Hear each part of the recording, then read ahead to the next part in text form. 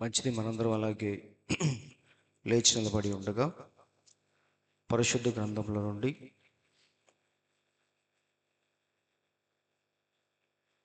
ఒక చిన్న వాక్య భాగం, యెషయా గ్రంథము 53వ అధ్యాయము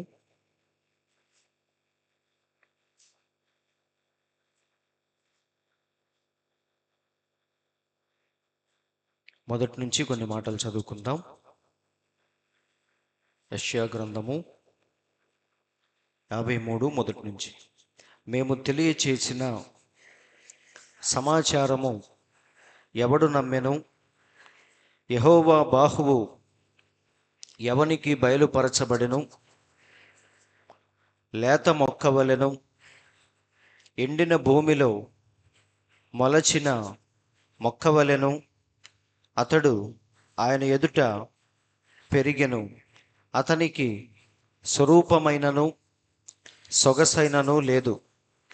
మనమతని చూసి అపేక్షించున్నట్లుగా అతని యందు స్వరూపము లేదు. అతడు తృణీకరింపబడిన వాడును, ఆయను మనుష్యుల వలన విసర్జింపబడిన వాడును,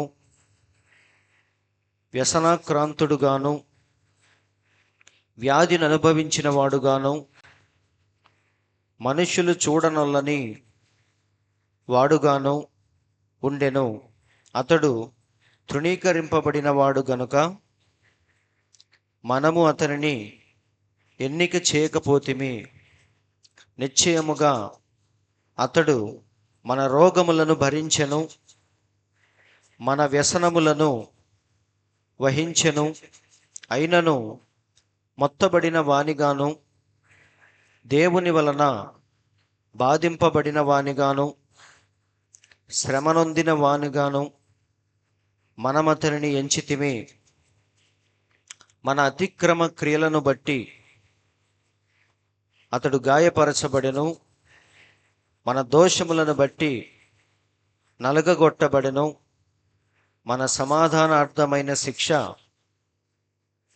అతని మీద పడెను.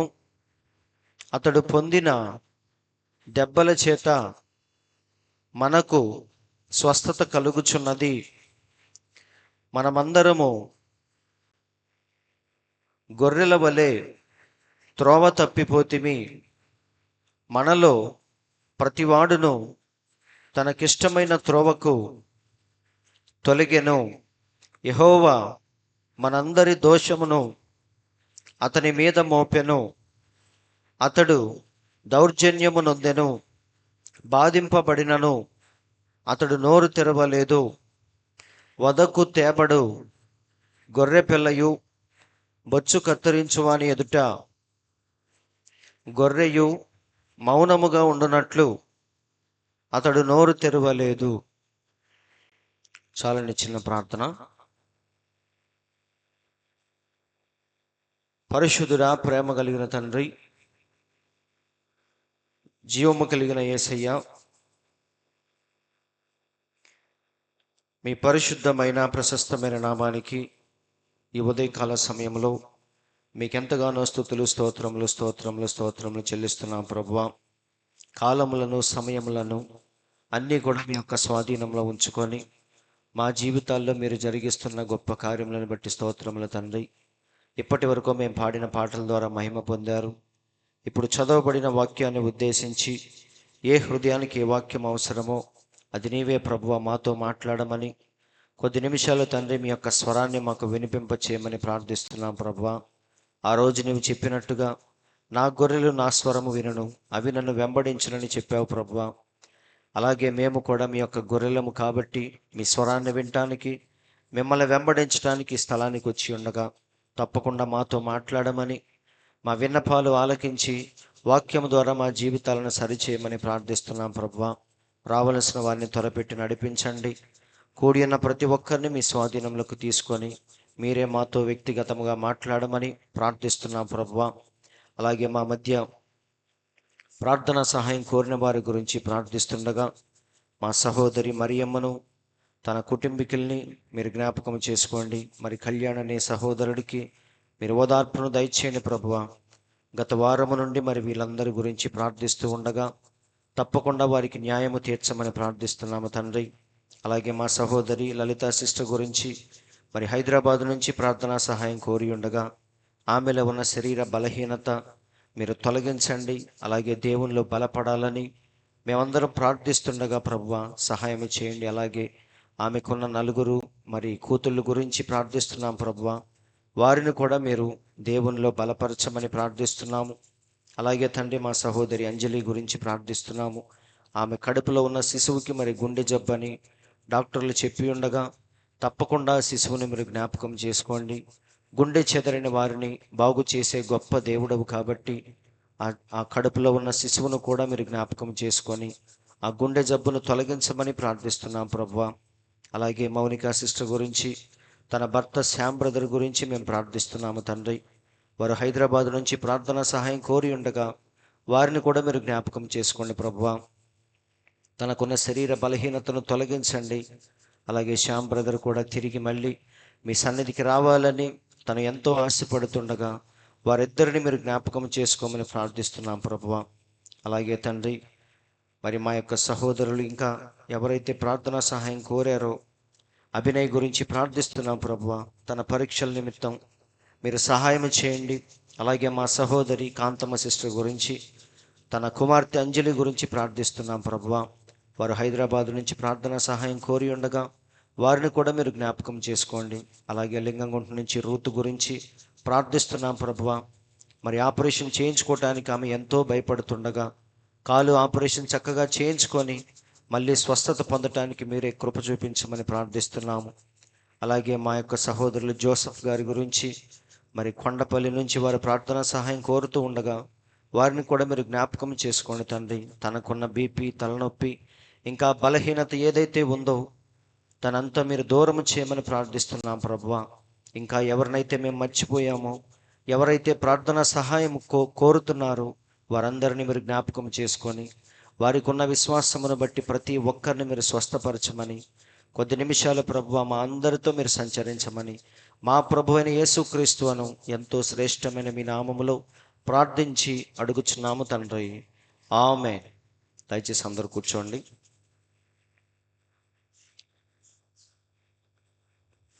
మంచిది. మరి ఈ సమయంలో దేవుని పరిశుద్ధ నామానికి స్తోత్రములు.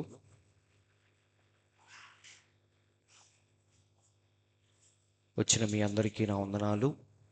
మరి చదవబడిన వాక్యాన్ని ఉద్దేశించి కొద్ది నిమిషాలు మనం దేవుని యొక్క మాటలు విందాం. మన ప్రవక్త బోధించిన మనందరికీ తెలిసిన అంశం మహోన్నత కళాఖండం. చాలాసార్లు మనం విన్నాం. మరి మరొకసారి ఆ అంశంలోని ప్రాముఖ్యమైన విషయాలను మనం ధ్యానం చేసుకుందాం. అందరూ వినటానికి సిద్ధంగా ఉన్నారు కదా?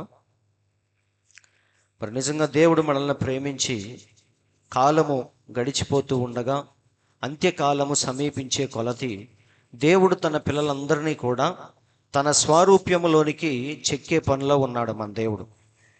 కాబట్టి మరి దేవుని దగ్గరికి రావటం నిజంగా గొప్ప విషయం కాదు, కానీ యేసు క్రీస్తును నమ్ముకోవటం గొప్ప విషయం కాదు. కానీ మనము దినదినము ఏమవ్వాలంటే దేవుని యొక్క స్వారూప్యంలోనికి మనం చెక్కబడుతూ ఉండాలి. అవునా? ఒకప్పుడు మనం లోకంలో ఉన్నప్పుడు పాపులుగా, నీచులుగా, భయంకరమైన పరిస్థితిలో మనం ఉన్నాం. అయితే దేవుడు మనల్ని ప్రేమించి మరి ఉన్నతమైన వర్తమానంలోనికి దేవుడు మనల్ని నడిపించాడు. అయితే వచ్చిన తర్వాత వర్తమానాన్ని ఆధారముగా చేసుకొని మనం ఏం చేయాలంటే క్రమక్రమంగా మార్చబడుతూ ఒకరోజు దేవుని యొక్క స్వారూప్యంలోనికి మనం పూర్తిగా మార్చబడాలి. అదే దేవుని యొక్క ఉద్దేశం. మరి దేవుని యొక్క పోలికలోనికి మనం ఎప్పుడు మార్చబడతామా అని దేవుడు ఎదురు చూస్తున్నాడు, ఈ సృష్టి కూడా ఎదురు చూస్తుందని బైబిల్లో చక్కగా రాయబడింది. ఎలా దేవుని యొక్క పోలికలోనికి మనం మార్చబడతామంటే ఆయన ఆత్మ ద్వారానే మనం దేవుని యొక్క పోలికలోనికి మార్చబడతామని ఇక్కడ పౌలు చెప్తున్నాడు. చూడండి, 2వ కొరింథీయులకు రాసిన పత్రిక 3వ అధ్యాయము 18వ వచనం. ఎలా దేవుని యొక్క పోలికలోనికి మనం మార్చబడతామో ఇక్కడ పౌలు చెప్తున్నాడు. మనమందరము ముసుగులేని ముఖముతో ప్రభువు యొక్క మహిమను అద్దం వలె ప్రతిఫలింప చేయొచ్చు మహిమ నుండి అధిక మహిమను పొందుచు ప్రభువుకు ఆత్మచేత ఆ పోలికగానే మార్చబడుచున్నాము. సో దేవుని యొక్క పోలికలోనికి మనం ఎలా మార్చబడతామంటే, ఆయన ఆత్మచేత ఎప్పుడైతే మనం నింపబడతామో అప్పుడు దేవుని యొక్క పోలికలోనికి మనం మార్చబడతాం. అవునా? ఆదామును దేవుడు తన పోలికలో తన స్వరూపంలో తయారు చేశాడు. ఆదామును చూసినప్పుడు దేవుని యొక్క ప్రతిరూపంలాగా ఉన్నాడు. ఈరోజు మనము దుష్టుని యొక్క లక్షణాలు కలిగి ఈ లోకంలో జీవిస్తా ఉన్నాం. కానీ ఎప్పుడైతే దేవుని యొక్క ఆత్మను మనం పొందుతామో అప్పుడు మనం కూడా దేవుని యొక్క పోలికలోనికి మనం మార్చబడతాం. కాబట్టి దేవుని యొద్దకు రావటం గొప్ప విషయం కాదు, దేవుణ్ణి నమ్ముకోవటం గొప్ప విషయం కాదు, బాప్తిసం తీసుకొని చర్చికి రావటం గొప్ప విషయం కాదు. కానీ మనం దేవుని యొక్క పోలికలోనికి మార్చబడటం అనేది అన్నిటికంటే గొప్ప విషయం. కాబట్టి ఈరోజు దేవుడు అనేక మంది సేవకుల్ని, ప్రవక్తల్ని మన దగ్గరికి పంపించి ఇంత గొప్ప విలువైన వర్తమానాన్ని దేవుడు ఎందుకు మనకి ఇచ్చాడంటే, దాని ద్వారా మనం ఏమవ్వాలి? దేవుని యొక్క పోలికలోనికి మనం మార్చబడాలి. కాబట్టి మరి చదవబడిన ఈ వాక్యాన్ని ఆధారముగా చేసుకొని మహోన్నత కళాఖండం, అసలు కళాఖండం అంటే ఏంటి, దాని అర్థం ఏంటి?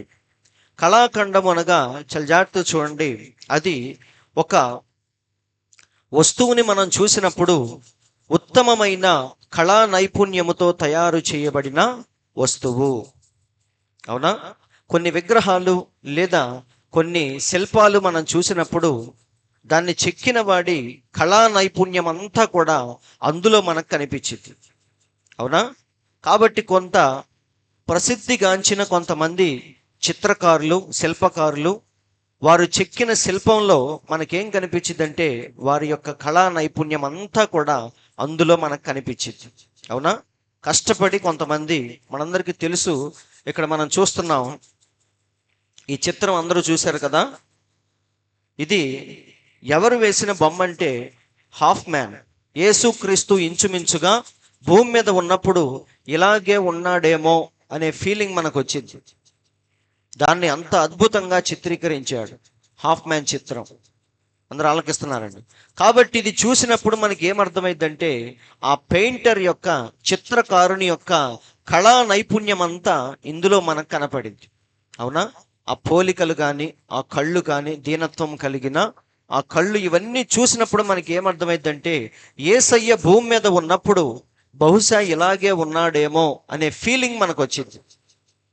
అంటే ఆ చిత్రాన్ని వేసిన ఆయన తన యొక్క కళా నైపుణ్యం అంతా కూడా ఇందులో వాడాడు. అవునా? అంత తెలివిగా, జాగ్రత్తగా ఈ బొమ్మను గీశాడు. కాబట్టి చూసిన వాళ్ళందరూ మనం ఏమనుకుంటున్నాం, యేసయ్య బహుశా ఇలాగే ఉన్నాడేమో అనే ఫీలింగ్ మనకు వస్తుంది. కాబట్టి కళాఖండం అంటే అర్థం ఏంటంటే ఉత్తమమైన కళా నైపుణ్యముతో తయారు చేయబడిన వస్తువు. అది ఏదైనా సరే, ఒక పుస్తకం రాసినా సరే, ఆ పుస్తకం చదువుతూ ఉన్నప్పుడు మనకి ఏమర్థమైద్ది? రాసిన వాడి కళా నైపుణ్యం అంతా అందులో మనకు కనపడింది. ఒక కవి కానీ, రచయిత కానీ. కాబట్టి కళాఖండం అంటే అర్థం ఏంటి? మంచి ఉదాహరణ, అది ఒక రచన కావచ్చు, అంటే రాసిన పుస్తకం కావచ్చు, అతడు రాసిన కవిత కావచ్చు, అతడు వేసిన చిత్రం కావచ్చు, అతను చెక్కిన శిల్పం కావచ్చు, అతని యొక్క సంగీతం కావచ్చు. ఏదైనా సరే అందులో మనకేం కనిపించిందంటే అతని యొక్క కళా నైపుణ్యం అంతా అందులో మనకు కనిపించింది. అవునా? కొంతమంది సంగీతం వాయించేటప్పుడు మనల్ని మనమే మైమరిచిపోయేటట్టుగా సంగీతాన్ని వాయిస్తారు. అంటే దాని అర్థం ఏంటి? అతని యొక్క కళా నైపుణ్యాన్ని సంగీతంలో బాగా పెట్టాడు అనే విషయం మనకు అర్థమైంది. అలాగే కొన్ని పుస్తకాలు మనకు చదివినప్పుడు అరే ఎంత బాగా రాశాడు అంటాం మనం. అవునా? అంటే అతని యొక్క కళ నైపుణ్యం అంతా ఆ రచనలో, పుస్తకంలో పెట్టాడు. కాబట్టి సహోదరులారా, కళా నైపుణ్యం అంటే ఏంటి? ఉత్తమమైన నైపుణ్యముతో, కళతో తయారు చేయబడిన వస్తువు, అది ఏదైనా సరే. మరి ఎందుకు ప్రవక్త దాని గురించి చెప్తున్నాడంటే, ఒకసారి మన ప్రవక్త అమెరికాలో, కాలిఫోర్నియాలో ఒక మ్యూజియంకి వెళ్తాడు. మ్యూజియం అంటే ఏంటి? పురాతన వస్తువులు, కొన్ని రాజుగారు వాడిన ఖడ్గాలు, అవన్నీ కూడా జాగ్రత్తగా దాచిపెడతారు. అవునా? మ్యూజియంలో పురాతన వస్తువులన్నీ కూడా దాచిపెట్టి ప్రజలకు చూపిస్తూ ఉంటారు. ఇది ఫలానా సంవత్సరంలో వాడిన ఖడ్గం. ఇది, ఈ కిరీటం ఎవరు పెట్టుకున్నారు? క్వీన్ విక్టోరియా ఒకప్పుడు పెట్టుకున్న కిరీటం అని ఆ వస్తువులన్నీ కూడా జాగ్రత్తగా ఒక చోట దాచిపెట్టి ప్రజలకు చూపిస్తూ ఉంటారు ఎగ్జిబిషన్ లాగా. అలాంటి మ్యూజియంకి ఒకసారి మన ప్రవక్త వెళతాడు. అది ఎక్కడుందంటే ఫారెస్ట్ లాన్లో కాలిఫోర్నియాలో ఉంది. అక్కడికి ఒక పని నిమిత్తం మన ప్రవక్త వెళ్ళినప్పుడు ఆ మ్యూజియంలో కొంతమంది ప్రపంచ వ్యాప్తముగా ప్రసిద్ధిగాంచిన కొంతమంది గీసిన చిత్రాలు అక్కడ ఉంటాయి అన్నమాట. ఆ చిత్రాలు, ఆ పెయింటింగ్స్ అన్నిటిని కూడా ప్రవక్త చూస్తూ ఉంటాడు. అవన్నీ ఎవరు గీసినాయి అంటే చాలా ఫేమస్ ఆర్టిస్టులు, పెయింటర్సు గీసిన చిత్రాలు అక్కడ ఉంటే వాటిని గమనిస్తూ ఉంటాడు. ఈ చిత్రం మనందరికీ తెలుసు, చాలా చోట్ల మీరు చూసే ఉంటారు. మన దేవుడు చివరిసారిగా శిష్యులతో ప్రభురాత్రి భోజనంలో పాల్గొన్న దృశ్యం ఇది. ఆయన అప్పగింపబడే రాత్రి ఒక రొట్టెను ఎత్తుకొని కృతజ్ఞతాస్తుతులు చెల్లించి వారికి పంచిన దృశ్యం ఇది. కాబట్టి ఇది చాలా ఫేమస్ పెయింటింగ్ అనమాట. ఆ కాలిఫోర్నియాలో మ్యూజియంలో ఈ చిత్రాన్ని ప్రవక్త చూస్తూ ఉంటాడు. అవునా? దీనికి ఒక స్పెషాలిటీ ఏంటంటే మన తలుపులు తీసి లోపలికి వెళ్ళినప్పుడు ఏదో లైట్ దాని మీద పడిద్దంట. పడినప్పుడు దానిలో ఉన్న సౌందర్యం అంతా బయటకు వచ్చింది. మళ్ళీ ప్రజలందరూ వెళ్ళిపోయేటప్పుడు ఆ తలుపులు మూసేయగానే మళ్ళీ లైట్స్ అన్నీ కూడా ఆఫ్ అయిపోతాయి. అంటే లోపలికి వెళ్ళంగానే ఎవరో స్విచ్ చేసినట్టుగా లైట్ దాని మీద పడిద్దంట. మళ్ళీ అది మూసేయగానే ఎవరో లైట్ ఆఫ్ చేసినట్టుగా లైట్లన్నీ కూడా ఆగిపోతాయి. ఆ గొప్పతనాన్ని చూడటానికి చాలామంది చాలా ప్రదేశాల నుంచి వచ్చి ఆ సౌందర్యాన్ని చూస్తూ ఉంటారు. మనకు తెలియదండి ఇక్కడ వాటి విలువేంటో, కానీ అక్కడ మాత్రం అది ఎంతో ప్రసిద్ధిగాంచిన చిత్రం ఇది. ఇవన్నీ కూడా ఒక మ్యూజియంలో పెట్టి ప్రజలకు చూపిస్తూ ఉంటారు. అలాంటి ప్రదేశానికి మన ప్రవక్త వెళ్ళినప్పుడు ఇవన్నీ చూస్తూ ఉంటాడు, ఈ చిత్రాన్ని. తర్వాత ఇంకొక ప్రాముఖ్యమైన శిల్పాన్ని చూస్తాడు ఆయన ఆ మ్యూజియంలో. ఏంటదంటే మోషే యొక్క చిత్రాన్ని చూస్తాడు. లైట్ సరిగ్గా లేదు కాబట్టి కనిపించట్లేదు. ఇది మోషే యొక్క చిత్రం ఆ మ్యూజియంలో. ఎప్పుడైతే ప్రవక్త దీన్ని చూశాడో ఆయన ఎంతో ఆశ్చర్యపోతాడు. ఇది నిజానికి ఒరిజినల్ కాదు. దీని యొక్క ఒరిజినల్ చిత్రం ఎక్కడ ఉంటుందంటే రోమ్లో ఉంది. అది ఇటలీలో రోమ్లో పోప్ జూలియస్ అనే ఆయన సమాధి దగ్గర ఈ ఒరిజినల్ చిత్రం అనేది అక్కడ ఉంచబడింది. దీని కాపీ అంటే ఇలాంటి ఇమిటేషన్ లాంటి చిత్రాన్ని ఆయన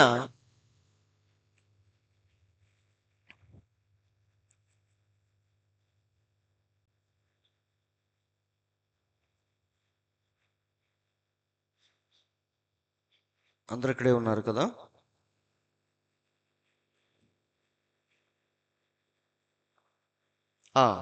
ఈ ఒరిజినల్ చిత్రం మాత్రం ఎక్కడుందంటే ఇటలీలో రోమ్లో ఒక పోపు గారి సమాధి దగ్గర ఈ ఒరిజినల్ విగ్రహం ఉంచబడింది. దీన్ని ఎవరు తయారు చేసిందంటే ఒక గొప్ప పెయింటర్, అది చిత్రకారుడు, శిల్పకారుడు. ఎవరంటే మైకెల్ ఏంజెలో అనే ఒక గొప్ప శిల్పకారుడు ఈ శిల్పాన్ని చెక్కాడు. ఇది ఎవరి విగ్రహం? మోషే యొక్క విగ్రహం. చాలా ప్రసిద్ధిగాంచింది, ప్రపంచవ్యాప్తముగా ఎంతో ఫేమస్ అయింది అది. ఎందుకంటే దాన్ని చెక్కిన ఆయన ఎవరంటే మైకెల్ ఏంజెలో అనే ఒక గొప్ప శిల్పకారుడు. ఆయన ఒక గొప్ప రచయిత, గొప్ప కవి, అలాగే ఒక గొప్ప శిల్పకారుడు. ఆయన కొన్ని సంవత్సరాల పాటు ఈ విగ్రహాన్ని చెక్కాడు. ఒక మంచి మార్బుల్ స్టోన్ని తీసుకొని ఆ రాయిని ఇలా శిల్పంలాగా చెక్కాడు ఆయన. అందరూ ఆలకిస్తున్నారా? కొన్ని పరికరాలు తీసుకొచ్చి పేర్చిన విగ్రహం కాదండి. ఒక రాయిని, మార్బుల్ స్టోన్ని తీసుకొని, ఎందుకంటే పోప్ జూలియస్ అనే వ్యక్తి, ఆ పోప్ గారు ఈ మైకెల్ ఏంజెలోకి చెప్పాడంట, నేను చనిపోయిన తర్వాత అక్కడ పెట్టడానికి ఒక శిల్పాన్ని నువ్వు చెయ్యి అని. అది చెప్పింది ఎప్పుడంటే సుమారుగా 1512-13 ఆ టైంలో, 1505లో దానికి అది చెప్తే అప్పటి నుంచి ఆయన ఎక్కడ చెక్కాలి, ఎలా చెక్కాలి అని ఆలోచిస్తూ కొన్ని సంవత్సరాలు దాన్ని అలాగే చెక్కుతూ 1545కి అది పూర్తి చేయబడిందంట. అంటే అన్ని సంవత్సరాలు కూర్చొని దాన్ని జాగ్రత్తగా చెక్కాడు. మార్బుల్ స్టోన్ అది. దాన్ని తీసుకొని ఏం చేశాడు ఆయన? మైకెల్ ఏంజెలో అనే గొప్ప శిల్పకారుడు కొన్ని సంవత్సరాల పాటు దాన్ని చెక్కుతా కూర్చున్నాడు. నిజమండి. ఆ చిత్రాన్ని గనక, ఆ శిల్పాన్ని మనం జాగ్రత్తగా చూస్తే మైకెల్ ఏంజెలో యొక్క కళా నైపుణ్యం అంతా కూడా ఇందులో మనకు కనిపించింది. ఇది చెక్కటానికి ఎంత కష్టపడ్డాడో, ఎంత నైపుణ్యాన్ని వాడాడో, ఎంత జాగ్రత్తగా చెక్కాడో ఈ శిల్పాన్ని చూస్తే మనకు అర్థమవుతూ ఉంటుంది. అందరూ ఆలకిస్తున్నారండి. ఇక్కడ చూడండి, పైనుంచి కింద వరకు అలా మనం చూసుకుంటూ వెళితే అదంతా కూడా ఒక రాయి, ఒక మార్బుల్ స్టోన్ ఏం చేశాడు ఆయన, జాగ్రత్తగా కింద నుంచి పై వరకు ఆయన చెక్కుకుంటూ అలా వచ్చాడు. ఎన్నో సంవత్సరాలు చెక్కాడు. ఫైనల్గా అది ఒక రూపానికి వచ్చింది.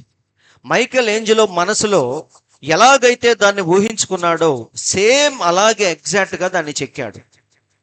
అందరూ ఆలకిస్తున్నారండి.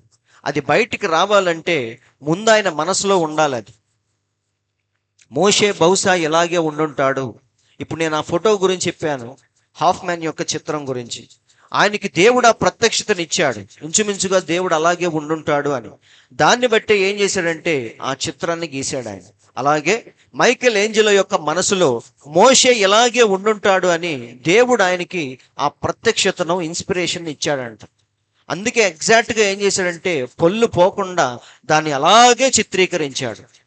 దీన్ని చూసినప్పుడు మనకి ఏమర్థం అవుతుందంటే ఆ మైకేల్ ఏంజెలో యొక్క కళా నైపుణ్యం అంతా కూడా ఇందులో మనకు బయటపడింది.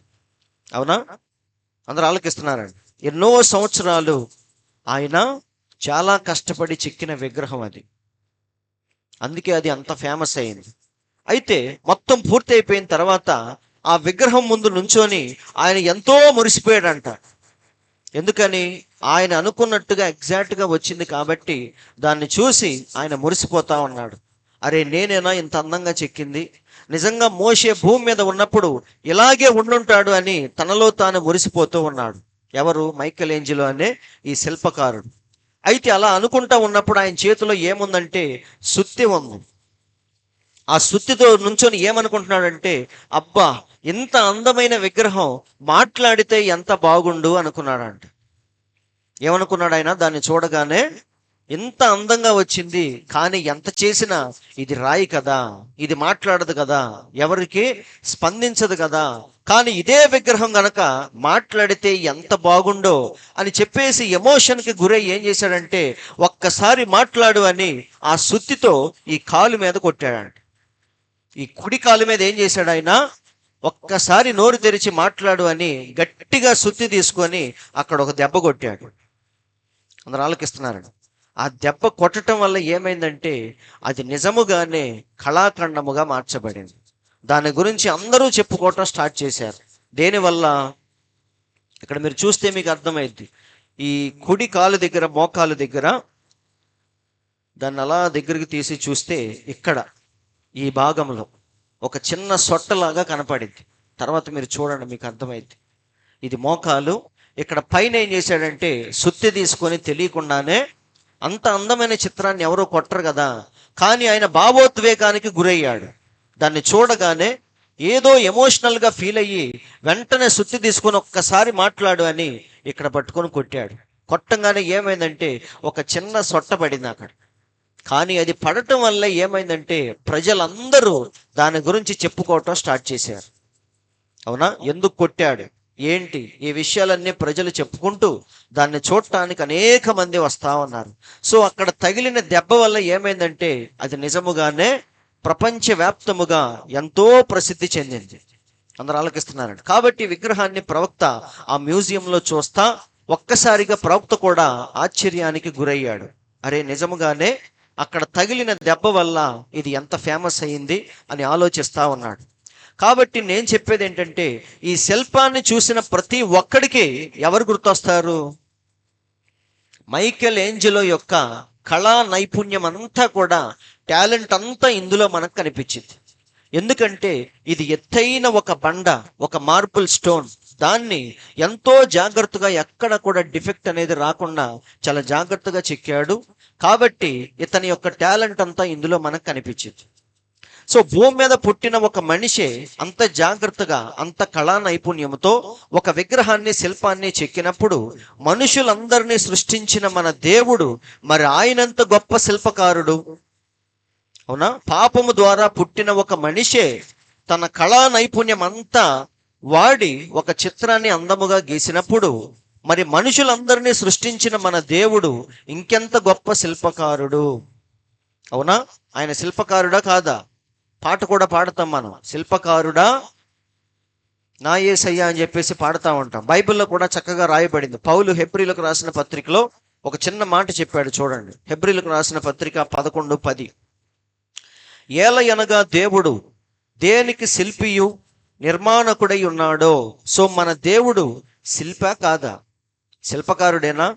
ఒక మనిషే అంత టాలెంట్, కళా నైపుణ్యం వాడి ఒక శిల్పాన్ని తయారు చేసినప్పుడు మరి మన దేవుడు ఇంకెంత గొప్ప శిల్పకారుడు, ఆయనలో ఇంకెంత కళా నైపుణ్యం దాగి ఉంది. అది మనం ఆలోచించాల్సింది. ఒక తుచ్చమైన మానవుడే తన కళా నైపుణ్యాన్ని ఆ విధంగా చూపించినప్పుడు మన దేవునిలో ఎంత కళా నైపుణ్యం దాగి ఉంది. అవునా? అందుకే సృష్టిలో ఇవన్నీ కూడా మనం ఒక్కసారి చూసినప్పుడు దేవుని యొక్క టాలెంట్ ఏంటో మనకు అర్థమైంది. అవునా? ఆ విగ్రహాన్ని చూసి మనం ఏమనుకున్నాం? అరే మైకేల్ ఏంజెలో ఎంత టాలెంటెడ్ పర్సన్ అని మనం అనుకుంటున్నాం. కానీ ఒక్కసారి సృష్టిలో ఉన్న వీటన్నిటిని మనం చూస్తే మన దేవుడు ఎంత కళా నైపుణ్యం కలిగిన వాడో మనకి ఈరోజు అర్థమవుతా ఉంది. అందుకే బైబిల్లో మనం చూస్తే ఆకాశములు దేవుని యొక్క మహిమను వివరించుచున్నవి అని ఎంతో చక్కగా రాయబడింది. చూడండి, కీర్తనల గ్రంథం 19:1. ఆకాశములు దేవుని మహిమను వివరించుచున్నవి, అంతరిక్షము ఆయన చేతి పనిని ప్రచురపరచుచున్నవి. మోషే యొక్క విగ్రహాన్ని మనం చూసినప్పుడు మైకేల్ ఏంజెలో యొక్క చేతి పని ఏంటో మనకు కనిపిస్తా ఉంది. అయితే ఈ సృష్టిలో ఉన్న ఈ అందమైన సృష్టిని మనం చూస్తా ఉన్నప్పుడు దేవుని యొక్క చేతి పని ఎంత గొప్పదో, ఆయన కళా నైపుణ్యం ఎంత గొప్పదో ఈ రోజు మనకు అర్థమవుతా ఉంది. అవునా కాదా? మీరు ఒకసారి గమనించండి. ఆదికాండములో దేవుడు తయారు చేసినవన్నీ ఒక్కసారి మీరు లైన్లో కూర్చొని ఆలోచించండి. 1వ రోజు నుంచి 6వ రోజు వరకు దేవుడు జరిగించిన సృష్టిని ఒక్కసారి మనం జాగ్రత్తగా ఆలోచిస్తే ఒక్కొక్క అద్భుతంగా మనకు కనిపిస్తూ ఉంటుంది. అవునా కాదా? దేవుడు వెలుగును సృజించుట, సూర్య చంద్ర నక్షత్రాలను సృజించుట, చెట్లను జలచరాలను అన్నిటినీ దేవుడు ఒక్కొక్క దానిగా ఒక క్రమంగా పద్ధతి ప్రకారంగా దేవుడు జరిగించుకుంటూ వచ్చాడు. ఇది చూస్తున్నప్పుడు మనకేమర్థమైంది? నిజంగా దేవుడు ఎంత కళా నైపుణ్యము కలిగిన వాడు. అవునా కాదా? ఒక మనిషే అంత టాలెంట్, తెలివిగా ఒక విగ్రహాన్ని చెక్కితే మన దేవుడు ఈ అందమైన సృష్టిని ఎంతో తెలివిగా జాగ్రత్తగా దేవుడు నడిపిస్తా ఉన్నాడు. కాబట్టి మన దేవుడు శిల్పకారుడా కాదా? ఖచ్చితంగా మన దేవుడు అందరికంటే గొప్ప శిల్పకారుడు, అందరికంటే ఎక్కువ కళా నైపుణ్యం కలిగిన వాడు. అందరూ ఆలకిస్తున్నారండి. మరి ఆయనలో ఉన్న పోలికలే దేవుడు మనుషుల్లో పెట్టాడు. అవునా? అసలు మనిషికి ప్రేమ అంటే ఏంటో తెలియదు, కానీ దేవుని ద్వారానే దేవునిలో ఉన్న ప్రేమను దేవుడు మనలో పెట్టాడు. విశ్వాసం అంటే ఏంటో మనకు తెలియదు, కానీ దేవునిలో ఉన్న విశ్వాసమే మనలో పెట్టాడు. కాబట్టి ఈరోజు దేవుని పిల్లలమైన మనలో ఉన్న గుణలక్షణాలన్నీ కూడా ఎవరివంటే దేవుడి నుంచి మనకు వచ్చినాయే, అంతేగాని తల్లిదండ్రుల ద్వారా మనకేమి రాలేదండి. కాబట్టి ఇదంతా ఏంటి? దేవుని యొక్క కళా నైపుణ్యము. ఇందులో చెప్పుకోదగ్గ విషయం ఏంటంటే 6వ రోజున దేవుడు ఏం చేశాడు?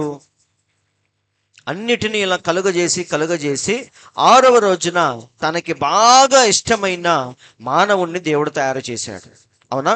మానవుణ్ణి తయారు చేసేటప్పుడు దేవుడు ఇంకా ఎక్కువ జాగ్రత్తలు తీసుకున్నాడు. వింటున్నారండి? ఎందుకంటే మానవుణ్ణి దేవుడు తన పోలికలో, తన స్వరూపంలో దేవుడు ఎలాగైతే ఉన్నాడో ఎగ్జాక్ట్గా అలాంటి ఆదామును దేవుడు తయారు చేయాలి. కాబట్టి ఎన్నో జాగ్రత్తలు తీసుకున్నాడంట. మన ప్రవక్త చెప్తున్నాడు, దేవునికి ఇష్టమైన సృష్టి కాబట్టి తన స్వహస్తాలతో చాలా జాగ్రత్తగా నిర్మించాడు. మైకేల్ ఏంజెలో ఎలాగైతే మోషే యొక్క శిల్పాన్ని కొద్దిగా జాగ్రత్తగా చెక్కాడో, అలాగే మన దేవుడు కూడా తనకిష్టమైన మానవుణ్ణి ఎంతో జాగ్రత్తగా చేసుకున్నాడు. కాబట్టి దేవుడు చేసిన మొత్తం సృష్టిలో కళాఖండము ఏదంటే మానవుని సృష్టి. అవునా? కళాఖండం అంటే ఏంటి? ఉత్తమమైన కళా నైపుణ్యముతో తయారు చేయబడిన వస్తువు. అలా దేవుడు తయారు చేసినవన్నీ కూడా చాలా గొప్పవి. అందులో ఇంకా గొప్పది ఏంటంటే మానవుని యొక్క సృష్టి. సో దేవుడు మానవుణ్ణి తయారు చేసేటప్పుడు తన యొక్క కళా నైపుణ్యం అంతా కూడా అందులో వాడాడు. అందుకే మీరు గమనించండి, మనిషి నిలబడినట్టుగా ఏ జంతువు కూడా నిలబడదు. మనిషి ఆలోచించినంత తెలివిగా ఏ జంతువు కూడా ఆలోచించదు. అవునా కాదా? కాబట్టి మనిషిలో ఉన్న హావభావాలు ఏ జంతువుకి కూడా దేవుడు పెట్టలేదు. మనిషిలో ఉన్న ఎమోషన్స్ కానీ ఫీలింగ్స్ కానీ ఇవన్నీ కూడా ఏ జంతువులో దేవుడు పెట్టలేదు. అంటే దేవుడు మానవుణ్ణి తయారు చేసేటప్పుడు అన్ని జాగ్రత్తలు తీసుకున్నాడు. అంటే దేవుని యొక్క కళా నైపుణ్యం అంతా కూడా మానవుని యొక్క సృష్టిలో మనకు బయటపడింది. అవునా? సో మానవుడు ఎవరు అంటే దేవుని యొక్క మొట్టమొదటి కళాఖండము. దేవుడు చేసినవన్నిటిలో మెయిన్ కళాఖండం ఎవరంటే మానవుని యొక్క సృష్టి. ఆయన అన్నిటినీ జరిగించాడు. కానీ స్పెషాలిటీ ఏంటంటే మానవుణ్ణి జాగ్రత్తగా తన పోలికలో చేయటమే అన్నిటికంటే స్పెషల్. కాబట్టి దేవుని యొక్క కళాఖండము, ఫస్ట్ కళాఖండము ఏంటిదంటే మానవుని యొక్క సృష్టి. వింటున్నారండి? ఎప్పుడైతే ఆదామును దేవుడు తయారు చేశాడో ఆయన మురిసిపోయాడంట. మోషే యొక్క విగ్రహాన్ని చూసి మైకేల్ ఏంజెలో ఎలాగైతే మురిసిపోయాడో మానవుణ్ణి తయారు చేసి దేవుడు కూడా అంతే మురిసిపోయాడు. ఎందుకంటే సేమ్ దేవునిలాగే ఉన్నాడు, దేవుని లాంటి పోలికలు కలిగి ఉన్నాడు. అందరూ ఆలోకిస్తున్నారండి. అయితే ఒక చిన్న లోపాన్ని కనుక్కున్నాడు ఆయన. ఏంటదంటే ఆదాము ఒక్కడే ఏదైనా తోటలో పాపం తిరుగుతా ఉన్నాడు. అవునా? ఏ సహాయం లేకుండా, సాటి అయిన సహాయం లేకుండా పాపం ఒక్కడే తిరుగుతుంటే దేవుడు ఏం చేశాడంటే ఆదాముకు గాఢ నిద్ర కలుగ చేసి ఆయనకు ఒక చిన్న గాయాన్ని చేశాడు. ఎక్కడ? పక్కటెముకల్లో ఒక చిన్న గాయాన్ని చేసి అక్కడి నుంచి అవ్వను బయటికి తీశాడు. దేవునికి స్తోత్రము కలుగును గాక. అందరు ఇక్కడే ఉన్నారు కదా. సో దేవుడు ఏం చేశాడు? ఆదాముని గాయపరిచి తన పోలికలో మళ్ళీ తన స్వరూపములో దేవుడు అవ్వను చేసి పక్కన కూర్చోబెట్టాడు. ఆదాము ఎప్పుడైతే వెంటనే నిద్ర లేచాడో పక్కన ఎవరున్నారు? తనలాంటి మరొక సృష్టిని ఆదాము చూశాడు. ఎప్పటిదాకా జంతువుల్ని చూశాడు, సింహాన్ని చూశాడు, ఏనుగుని చూశాడు, అన్నిటినీ చూశాడు, కానీ తన పోలికలో ఎవ్వరు లేరు. కానీ నిద్ర మేలుకోగానే పక్కన ఎవరున్నారు? తనలాంటి మరొక సృష్టిని చూశాడు. అందుకే లేచి ఏమన్నాడంటే నా మాంసములో మాంసము, నా ఎముకలో ఎముక, ఇది మనిషిలో నుండి తీయబడింది కాబట్టి నారి అనబడను అని ఆమెను హత్తుకున్నాడు. అవునా కాదా? కాబట్టి దేవుడు వీళ్ళిద్దరిని తయారు చేసి ఇక ఆయన ఏమనుకున్నాడంటే చాలా మురిసిపోయాడంట. ఎందుకంటే దేవుని యొక్క కళా నైపుణ్యం అంతా కూడా వారిలో బయటపడింది. వారిని చూడగానే దేవుడు ఎంత కళా నైపుణ్యం కలిగిన వాడో మనకు అర్థమవుతుంది. ఇక్కడ ప్రవక్త అదే అంటున్నాడు, చూడండి. ఆయన మానవుణ్ణి తయారు చేసెను, కానీ ఇంకా ఏదో లోపం ఉండెను. అదేదనగా అతడు ఒంటరిగా ఉండెను. దేవుడు కూడా అలాగే ఉన్నాడు. సమీపింపరాని తేజస్సులో మన దేవుడు కూడా ఒక్కడే ఉన్నాడు. ఆదాము ఎలాగైతే ఏదైనా తోటలో ఒక్కడే తిరుగుతున్నాడో మన దేవుడు కూడా అలాగే ఉన్నాడు. అప్పుడు దేవుడు ఏం చేశాడంటే తనకు గాఢ నిద్ర కలుగజేసి ఆయన ఒక సాటి ఎగు సహాయురాలిని భార్యను తీసెను. వింటున్నారండి? ఇప్పుడు అతడు ఒంటరిగా లేడు. ఇప్పటిదాకా ఒంటరిగా ఉన్నాడు ఆదాము, కానీ ఈ రోజు నుంచి ఒంటరిగా లేడు. ఈ విధముగా దేవుడు వాళ్ళిద్దరిని తయారు చేసి ఆయన తనలో తాను మురిసిపోతూ ఏం చేశాడంటే ఏ దుష్టుడు కూడా వారి దగ్గరికి రాకుండా ఉండాలని వాక్యము అనే గోడతో వారి చుట్టూ కంచె వేసి దేవుడు రిలాక్స్ అయిపోయాడు. చెప్పే అర్థం అవుతుందా? అంతా అయిపోయింది. 6 రోజుల సృష్టి చెయ్యబడింది, ముగించబడింది. చివరి సృష్టిని చూసి దేవుడు మురిసిపోయాడు. వారిద్దరిని ఎవరు ఏమీ చేయకుండా ఉండాలని వాక్యముతో వారి చుట్టూ ఒక గోడను నిర్మించి ఇక మన దేవుడు విశ్రమించాడు. 7వ రోజున మన దేవుడు ఏమయ్యాడు? విశ్రాంతిలోకి వెళ్ళిపోయాడు. విశ్రాంతిలోకి ఎప్పుడు వెళ్తాం మనం? అమ్మయ్యా మొత్తం అయిపోయింది, ఇక చెయ్యాల్సింది ఏమీ లేదు అన్నప్పుడు మనం విశ్రాంతిలోకి వెళ్తాం. అలాగే మన దేవుడు కూడా ఎప్పుడైతే మానవుణ్ణి సృష్టించాడో ఇక ఆయన ఆనందించి మురిసిపోయి ఇక చాలు అని విశ్రమించాడు. ఆయన విశ్రాంతిలోకి వెళ్ళిపోయాడు. అయితే వారి చుట్టూ వాక్యం అనే గోడను నిర్మించి అప్పుడు వెళ్ళిపోయాడు. అయితే ఏమైంది మధ్యలో? ఇప్పుడు ఈ కళాఖండమును చూడండి. మోసగాడు సాతాను గోడలను దాటి వచ్చి కళాఖండమును చెరుపు కలుగజేసెను. ఇప్పుడు అందరిక్కడే ఉన్నారు కదా. దేవుడు ఆదామును అవ్వను తయారు చేసి ఆయన మురిసిపోతా ఉన్నాడు. దేవుడు మురిసిపోతుంటే అపవాదికి మాత్రం కడుపు రగిలిపోతుంది. ఎందుకని? దేవుడు ఏమనుకుంటున్నాడు? అరే ఎగ్జాక్ట్గా నేను ఎలా ఉన్నానో ఆదాము అలాగే ఉన్నాడు. వాళ్ళిద్దరిని చూస్తుంటే మన దేవునికి ఆనందం పట్టలేకపోతున్నాడు. ఇదంతా చూసి దుష్టుడికి మాత్రం కడుపు రగిలిపోతాను. ఎప్పుడెప్పుడు ఆ కళాఖండాన్ని బద్దలు అని చెప్పేసి వాడు ఎదురు చూస్తా ఉన్నాడంట. అంటున్నారండి, దేవుని యొక్క కష్టమంతా ఈ కళాఖండంలో దాగి ఉంది, ఆదాములో దాగి ఉంది. అయితే దుష్టుడు మాత్రం ఎలాగైనా సరే దీన్ని పాడు చేయాలని కడుపు మంటతో వాడు ఎదురు చూస్తా ఉన్నాడు. కానీ దేవుడు మాత్రం వాక్యము అనే గోడను వారి చుట్టూ పెట్టి వెళ్ళిపోయాడు. అయితే సాతాను చేసిన పని ఏంటంటే ఆ వాక్యము అనే కంచెను దాటి మనల్ని కొద్దిగా బయటికి రప్పిస్తాడంట. అందరూ ఆలోచిస్తున్నారు, ఈ లోకములో వాక్యానికి ఉన్నంత బలం దేనికి లేదు. కానీ దెయ్యం ఏం చేసిందంటే మనల్ని మెల్లిగా వాక్యము అనే కంచె నుండి బయటకు వచ్చేటట్టు చేస్తాడు వాడు. ఆ లోపల ఉన్నంత వరకు ఏం చేయడండి. బైబిల్లో ఉంది, యెహోవా నామము బలమైన దుర్గము, నీతిమంతుడు అందులోనికి పరిగెత్తి సురక్షితముగా ఉంటాడు. కానీ నిన్ను నాశనము చేయాలంటే వాడు నిన్ను ముందు ఎక్కడికి లాగాలి? ఆ వాక్యము అనే కంచె నుంచి నిన్ను మెల్లిగా బయటికి లాగాలి. నేను ఆల్రెడీ చెప్పాను, గెరాసేనుల ప్రాంతంలో ఉన్న శాన దెయ్యం వాడు ఎలా అలా మారిపోయాడో చెప్పాను.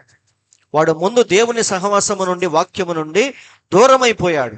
అప్పుడు వెంటనే దెయ్యానికి వాడి జుట్టు దొరికింది, ఇక ఆడుకోవటం స్టార్ట్ చేశాడు. సేమ్ అలాగే మనం కూడా ఎప్పుడైతే వాక్యము నుండి దూరం అయిపోతామో ఇక మన జుట్టు ఎవరికి దొరికిద్ది? దెయ్యానికి దొరికింది. ఇక వాడు తిప్పినట్టుగా మనం తిరుగుతూ ఉంటాం. సేమ్ ఇక్కడ అదే జరిగింది. దేవుడు వాక్యము అనే కంచెను వేసి వెళ్ళిపోయిన తర్వాత దుష్టుడు మెల్లిగా వచ్చి ఏం చేశాడంటే వారిద్దరిని, ముందు అవ్వను బలహీనమైన ఘటము కాబట్టి ఆమెను మెల్లిగా వాక్యము నుండి దాటేటట్టుగా చేశాడు.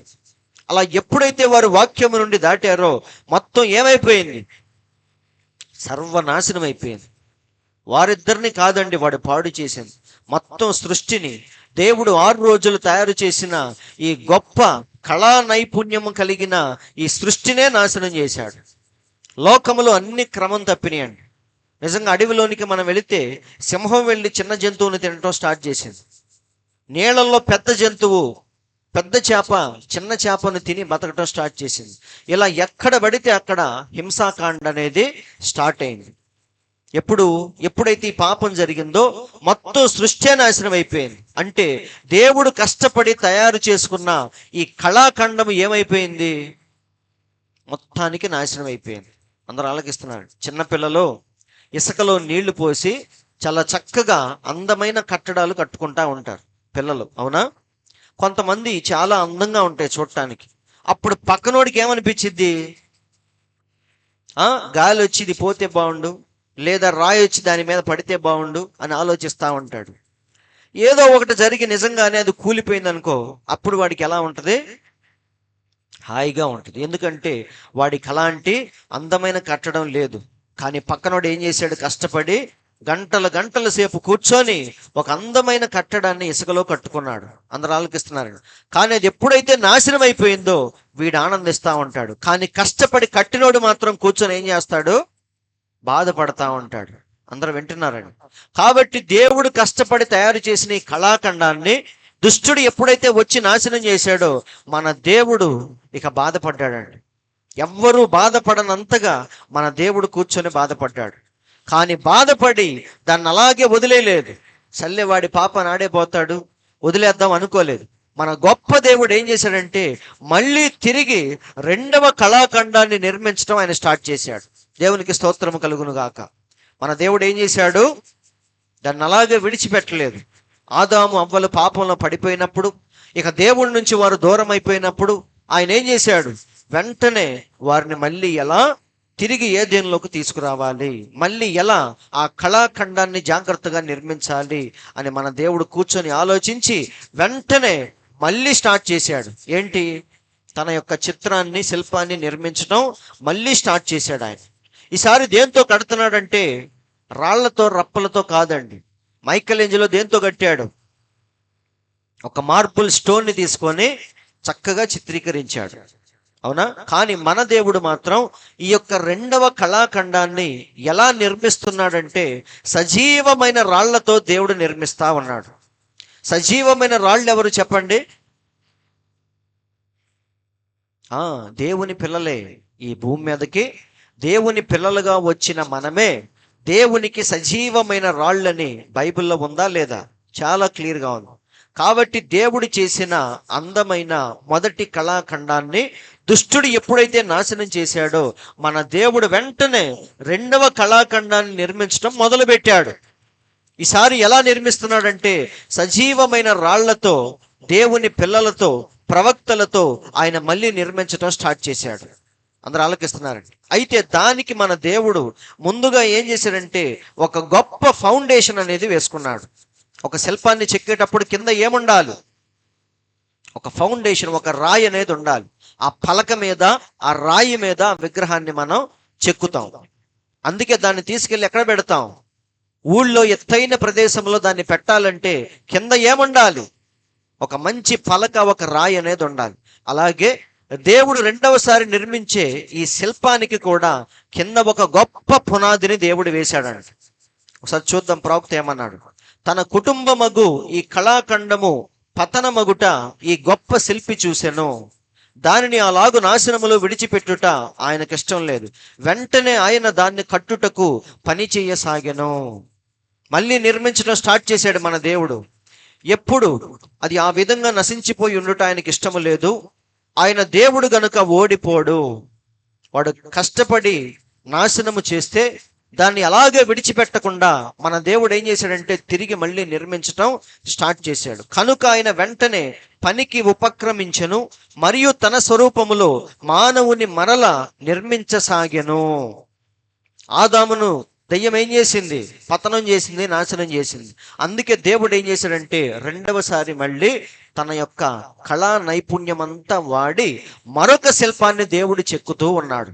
దానికి దేవుడు పునాది వేస్తున్నాడు. చూడండి, దేంతో పునాది వేశాడంటే అబ్రహాముతో దేవుడు దానికి పునాది వేశాడు. మీకు డౌట్ రావచ్చు, అబ్రహాముకు ముందు దేవుని పిల్లలు లేరా అని. అవునా? షేతు దేవుని కుమారుడు, ఏనోషు దేవుని కుమారుడు, హానోకు దేవుని కుమారుడు, నోవాహు దేవుని కుమారుడు. మరి వీళ్ళందరితో ఇక్కడి నుంచే దేవుడు ఎందుకు స్టార్ట్ చేశాడు? దానికి ముందు దేవుని పిల్లలు ఉన్నారు కదా అని మీరు అడగొచ్చు. అయితే ప్రవక్త అంటున్నాడు, కృపా నిబంధన అనేది అబ్రహాము నుంచే స్టార్ట్ అయింది. దానికి ముందంతా ఏంటంటే షరతులతో కూడిన నిబంధన. అంటే నువ్వు నాకు ఇది చేస్తే నేను నీకు ఇది చేస్తాను అనే షరతుల మీద దేవుడు పనిచేశాడు. కానీ ఇక్కడ మాత్రం అబ్రహాము దగ్గర షరతులు ఏమీ లేవు. ఆయన విగ్రహారాధన చేసేటప్పుడే దేవుడు వచ్చి ఏమంటున్నాడు? నిన్ను గొప్ప జనముగా చేస్తాను, బయలుదేరి నేను చూపించే దేశానికి వచ్చే అంటున్నాడు. అంటే ఏమీ లేకుండానే దేవుడు అబ్రహామును ఆశీర్వదించాడు. కాబట్టి ఇక్కడ షరతులు ఏమీ లేవు. కాబట్టి ఇది ఎలాంటి నిబంధన? కృపతో కూడిన నిబంధన. కాబట్టి అబ్రహాము దగ్గర నుంచే మనకి ఆ ఫౌండేషన్ అనేది స్టార్ట్ అయింది. అందుకే విశ్వాసులందరికీ తండ్రి ఎవరు? లెక్క అయితే ఎవరు? హేబేలు అవ్వాలి. ఎందుకంటే విశ్వాసమును బట్టి హేబేలు కయ్యూను కంటే శ్రేష్టమైన బలి అర్పించాడు. విశ్వాసమును బట్టి నోవాహు అది వరకు చూడని సంగతులను గుర్చి హెచ్చరింపబడి ఓడను కట్టుకున్నాడు. కాబట్టి మరి వీళ్ళందరినీ దాటుకొని అబ్రహాం ఎందుకు మనకు విశ్వాసులకు తండ్రి అయ్యాడంటే దాన్ని బట్టే. అవునా? దేవుని యొక్క కృపా నిబంధన అనేది అబ్రహాము నుంచే స్టార్ట్ అయింది. సో దేవుడు నిర్మించే ఈ రెండవ శిల్పానికి, రెండవ కళాఖండానికి పునాది ఎవరంటే అబ్రహాము. అవునా? 4 పలకలు, 4 మూలలు కలిగిన ఒక పలకను, ఒక ఫౌండేషన్ దేవుడు తీసుకున్నాడు. ఆ 4 ఎవరంటే గొప్ప గొప్ప వ్యక్తులు. అబ్రహాము మరియు ఇస్సాకు, యాకోబు, 4వది యోసేపు. ఈ 4 ద్వారా దేవుడు ఏం చేశాడంటే ఈ గొప్ప శిల్పానికి పునాది వేశాడని మన ప్రవక్త చెప్తున్నాడు. చూడండి, ఇప్పుడు మైకేల్ ఏంజెలో వేసిన ఈ విగ్రహం ఒక చిన్న రాయి మీద, ఫౌండేషన్ మీద కట్టబడింది. అవునా? కింద నుంచి ప్రారంభించి ఫైనల్ గా ఈ గొప్ప ఆ చిత్రాన్ని, ముఖాన్ని జాగ్రత్తగా చెక్కాడు మైకేల్ ఏంజెలో. వింటున్నారండి? ఈ సౌందర్యం అంతా ఎక్కడ దాగి ఉందంటే ఇక్కడ దాగి ఉంది. అవునా కాదా? ముఖం గనక చెడిపోతే కింద నుంచి ఎంత జాగ్రత్తగా కట్టినా ఫేసు, ఆ పోలికలు కరెక్ట్గా గనక రాకపోతే, గాంధీజీ విగ్రహం కానీ, అంబేద్కర్ విగ్రహం కానీ మీరు చూడండి, విజయవాడలో PWD గ్రౌండ్స్లో పెద్దది ఉంటుంది బిఆర్ అంబేద్కర్ విగ్రహం. ఆ గుంటూరు నుంచి వచ్చేటప్పుడు వారధి ఎక్కంగానే మనకు కనిపించింది పెద్ద విగ్రహం. వింటున్నారండి? అంత పెద్ద విగ్రహానికైనా సరే పోలికలు సరిగ్గా రాకపోతే మొత్తం చండాలం అయిపోద్ది. అవునా కాదా? కాబట్టి చాలా జాగ్రత్తగా దేవుడు ఏం చేశాడంటే ఒక గొప్ప ఫౌండేషన్ వేసి దాని మీద నిర్మించడం స్టార్ట్ చేశాడు. సేమ్ ఇలాగే మైకెల్ ఏంజెలో లాగా. కాబట్టి ఎవరు ఇక్కడ చూడండి, ఈ 4 మూలలు కలిగిన ఈ యొక్క ఫౌండేషన్ దేవుడు తీసుకున్నాడు. దీనికి ఎన్ని మూలలు ఉన్నాయంటే 4 పక్కలు ఉన్నాయి, 4 మూలలు. ఈ 4 మూలలు ఎవరెవరంటే మన ప్రవక్త చెప్తున్నాడు. మొదటిది ఎవరు చూడండి, 4 స్తంభాలు ఉన్నట్టుగా 4 మూలలు కలిగిన ఈ ఫౌండేషన్ అన్నమాట. ఈ 4 ఎవరంటే ప్రవక్త చెప్తున్నాడు, మొదటిది అబ్రహాము. ఎందుకు అబ్రహాం అంటే విశ్వాసమునకు ముంగుర్తు అబ్రహామే, విశ్వాసులందరికీ తండ్రి అబ్రహాము. కాబట్టి మొదటి ఫౌండేషన్లో మొదటి భాగం ఎవరిదంటే అబ్రహాముది. తర్వాత ఎవరంటే ఇస్సాకు. ఇస్సాకు దేనికి ముంగుర్తు అంటే ప్రేమకు ముంగుర్తు. వింటున్నారండి? తర్వాత ఎవరంటే మూడవది యాకోబు. యాకోబు దేనికి ముంగుర్తు అంటే కృపకి ముంగుర్తు. ఎందుకంటే యాకోబు అందరినీ మోసం చేసి పారిపోతుంటే దేవుడు మాత్రం యాకోబు వెంటబడి వెళతా ఉన్నాడు. ఏంటది? కృప కాదా? యాకోబేమో మోసగాడు, అవునా? వంచన చేసి ఆశీర్వాదం కొట్టేసి పారిపోతుంటే దేవుడు మాత్రం యాకోబు వెంటబడి వెళతా ఉన్నాడు. వెళ్ళి ఒక చోట అలసిపోయి నిద్రపోతుంటే దేవుడు చేయమన్నాడు, నేను చెప్పినది నెరవేర్చే వరకు నిన్ను విడువను ఎడబాయను అని చెప్తున్నాడు. కాబట్టి ఇదంతా ఏంటంటే దేవుని యొక్క అద్భుతమైన కృప. అది యాకోబుని వెంటాడుతూ ఉంది. అలాగే 4వది ఎవరంటే ప్రాముఖ్యమైనది యోసేపు. యాకోబు యొక్క కుమారుడైన యోసేపు. యోసేపు దేనికి ముంగుర్తు అంటే పరిపూర్ణతకి ముంగుర్తు. ఆయన ఎలాంటి డిఫెక్ట్ లేకుండా యేసు క్రీస్తుకు చక్కని మాదిరి యోసేపు. యోసేపు యొక్క జీవితాన్ని వరుసనే మనం చూస్తే అవి చక్కగా యేసు క్రీస్తు యొక్క జీవితానికి కరెక్ట్గా ఫిట్ అవుతా ఉంటాయి అన్ని విషయాలు. అందుకే మన ప్రవక్త ఏమన్నాడంటే ఈ 4 ఒక పెద్ద పునాదిని దేవుడు వేసి ఇక దాని మీద ఆ యొక్క గొప్ప శిల్పాన్ని దేవుడు చెక్కుతూ కూర్చున్నాడంట.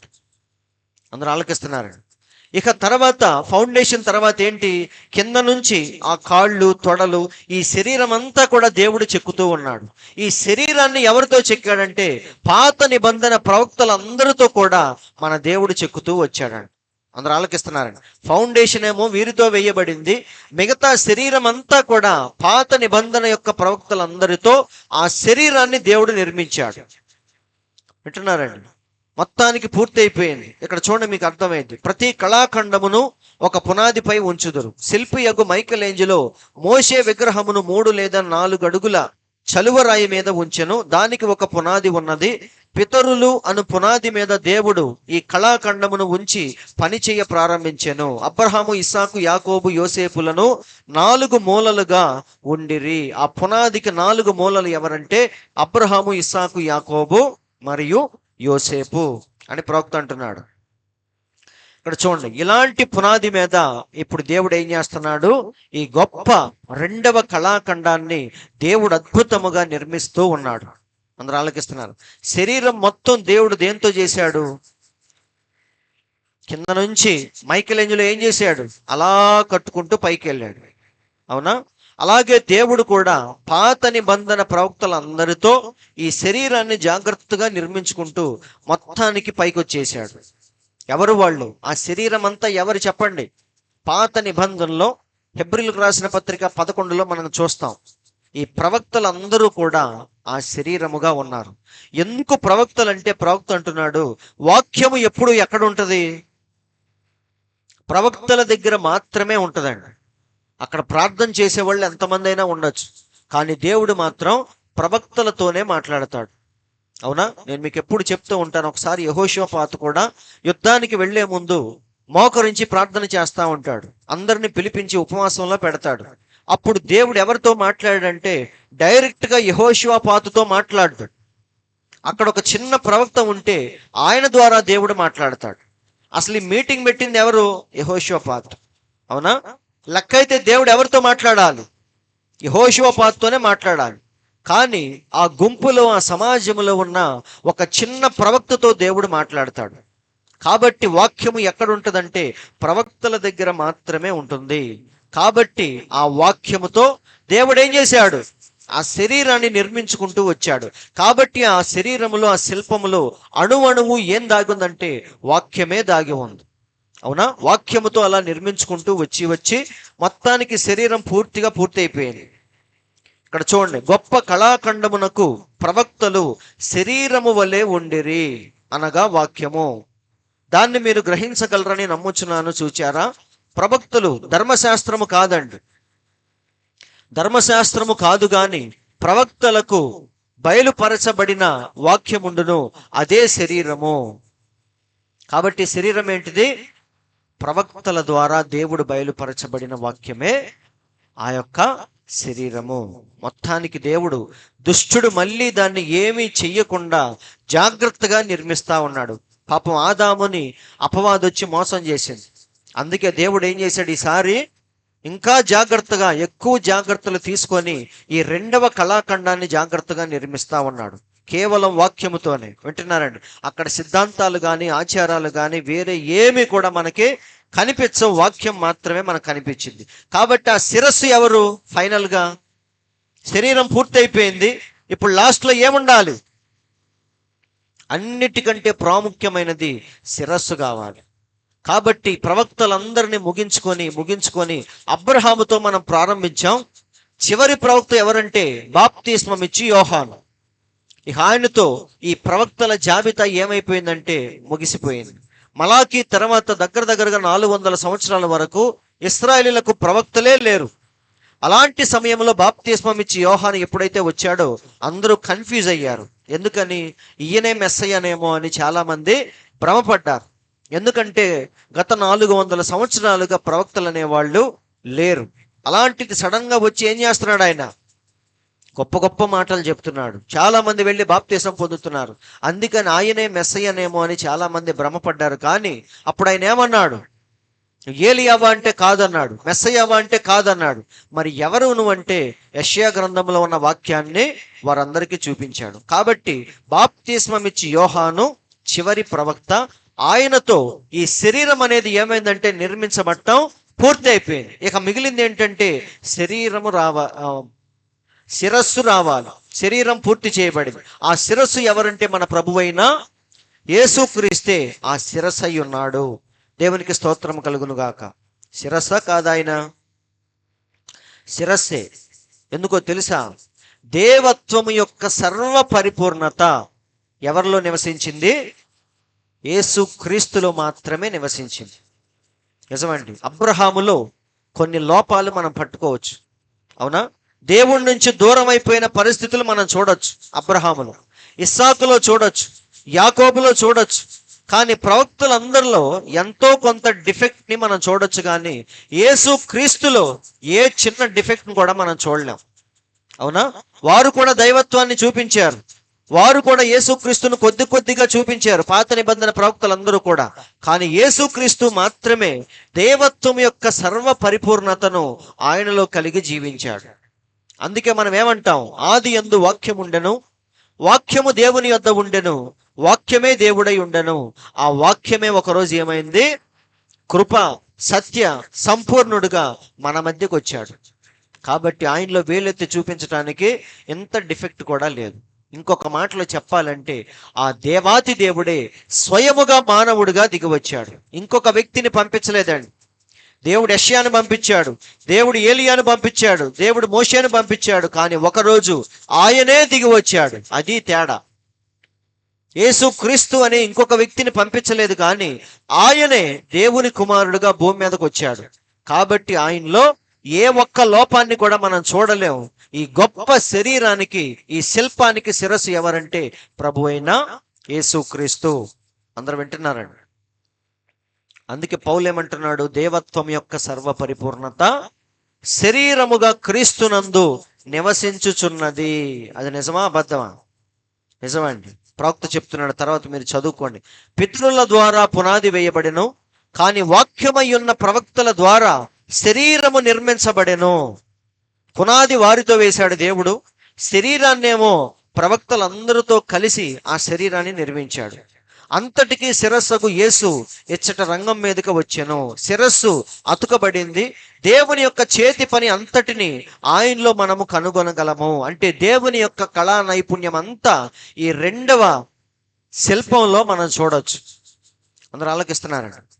సో చాలా జాగ్రత్తగా దేవుడు పునాది దగ్గర నుంచి దాన్ని ఎలా నిర్మించాడో, సజీవమైన రాళ్లతో, దేవుని పిల్లలతో దాన్ని ఎలా నిర్మించుకుంటూ వచ్చాడో ప్రవక్త మనకు చెప్తా ఉన్నాడు. లాస్ట్లో దానికి కంప్లీషన్, దానికి పరిపూర్ణతకి సాదృశ్యమైన యేసుక్రీస్తు వచ్చి ఆ శిరస్సు భాగాన్ని కూడా ఆయన పూర్తి చేశాడు. ఇప్పుడు రెండవ కళాఖండం ఏమైంది? కంప్లీట్గా 100% దేవుడు ఎలాగైతే అనుకున్నాడో అలాగే దాన్ని దేవుడు జాగ్రత్తగా నిర్మించాడు. అందరూ ఆలకిస్తున్నారండి.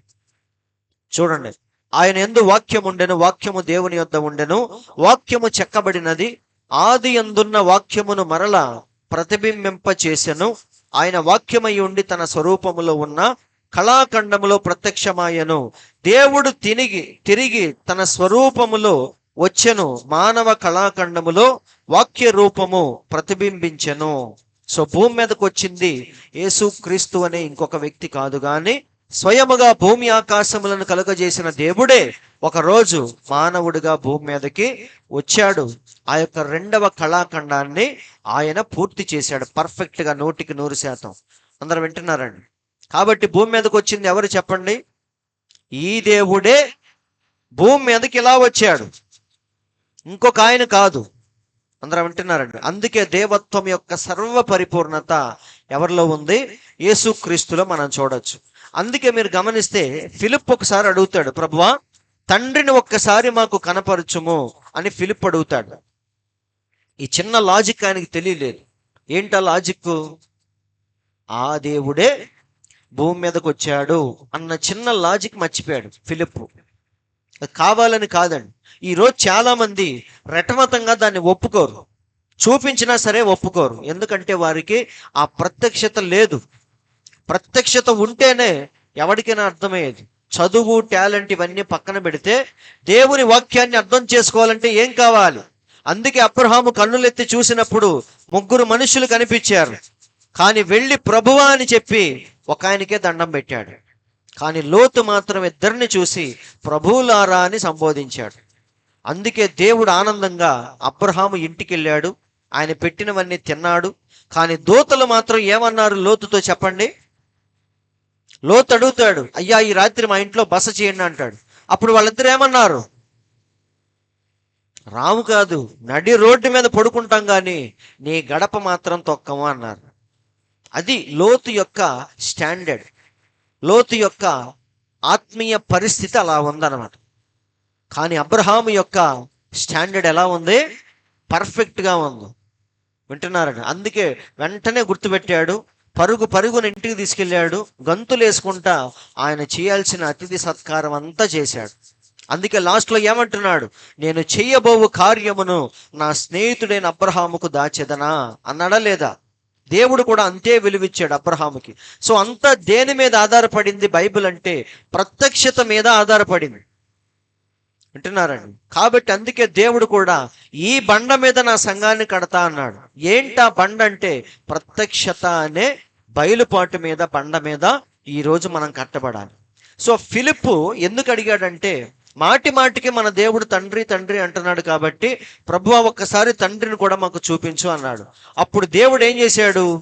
తన ప్రత్యక్షతను సరిచేశాడు. ఫిలిప్పు యొక్క ప్రత్యక్షతను దేవుడు ఏం చేశాడు? సరిచేశాడు. ఏమంటున్నాడో చూడండి. యేసు, ఫిలిప్పు, నేను ఇంతకాలము మీ యొద్ద ఉండినా సరే నీవు నన్ను ఎరుగవా? ఈ మాటలే చెప్పేస్తున్నా. ఏమని? ఆ దేవుడే భూమి మీదకి వచ్చాడు అని. ఇందులో లాజిక్ ఏమీ లేదు. ఇప్పుడు మీరు వచ్చి నా భార్యను చూపించమన్నారు, అప్పుడు నేనేమనాలి? ఇంట్లో ఉందలే, మీరు వచ్చినప్పుడు చూపిస్తాను, లేదా ఫోటోలో చూడండి మేమిద్దరం అని చెప్పేసి ఫోటో చూపిస్తాం. ఇవన్నీ పక్కన పెట్టి ఎంతసేపు నన్ను చూసి మళ్ళీ నా భార్యను అడుగుతావేంటి అన్నాను అనుకో, మీరేమనుకుంటారు? పాలుకు పిచ్చి పెట్టింది అనుకుంటారు లేదా? అంతే. ఎందుకని?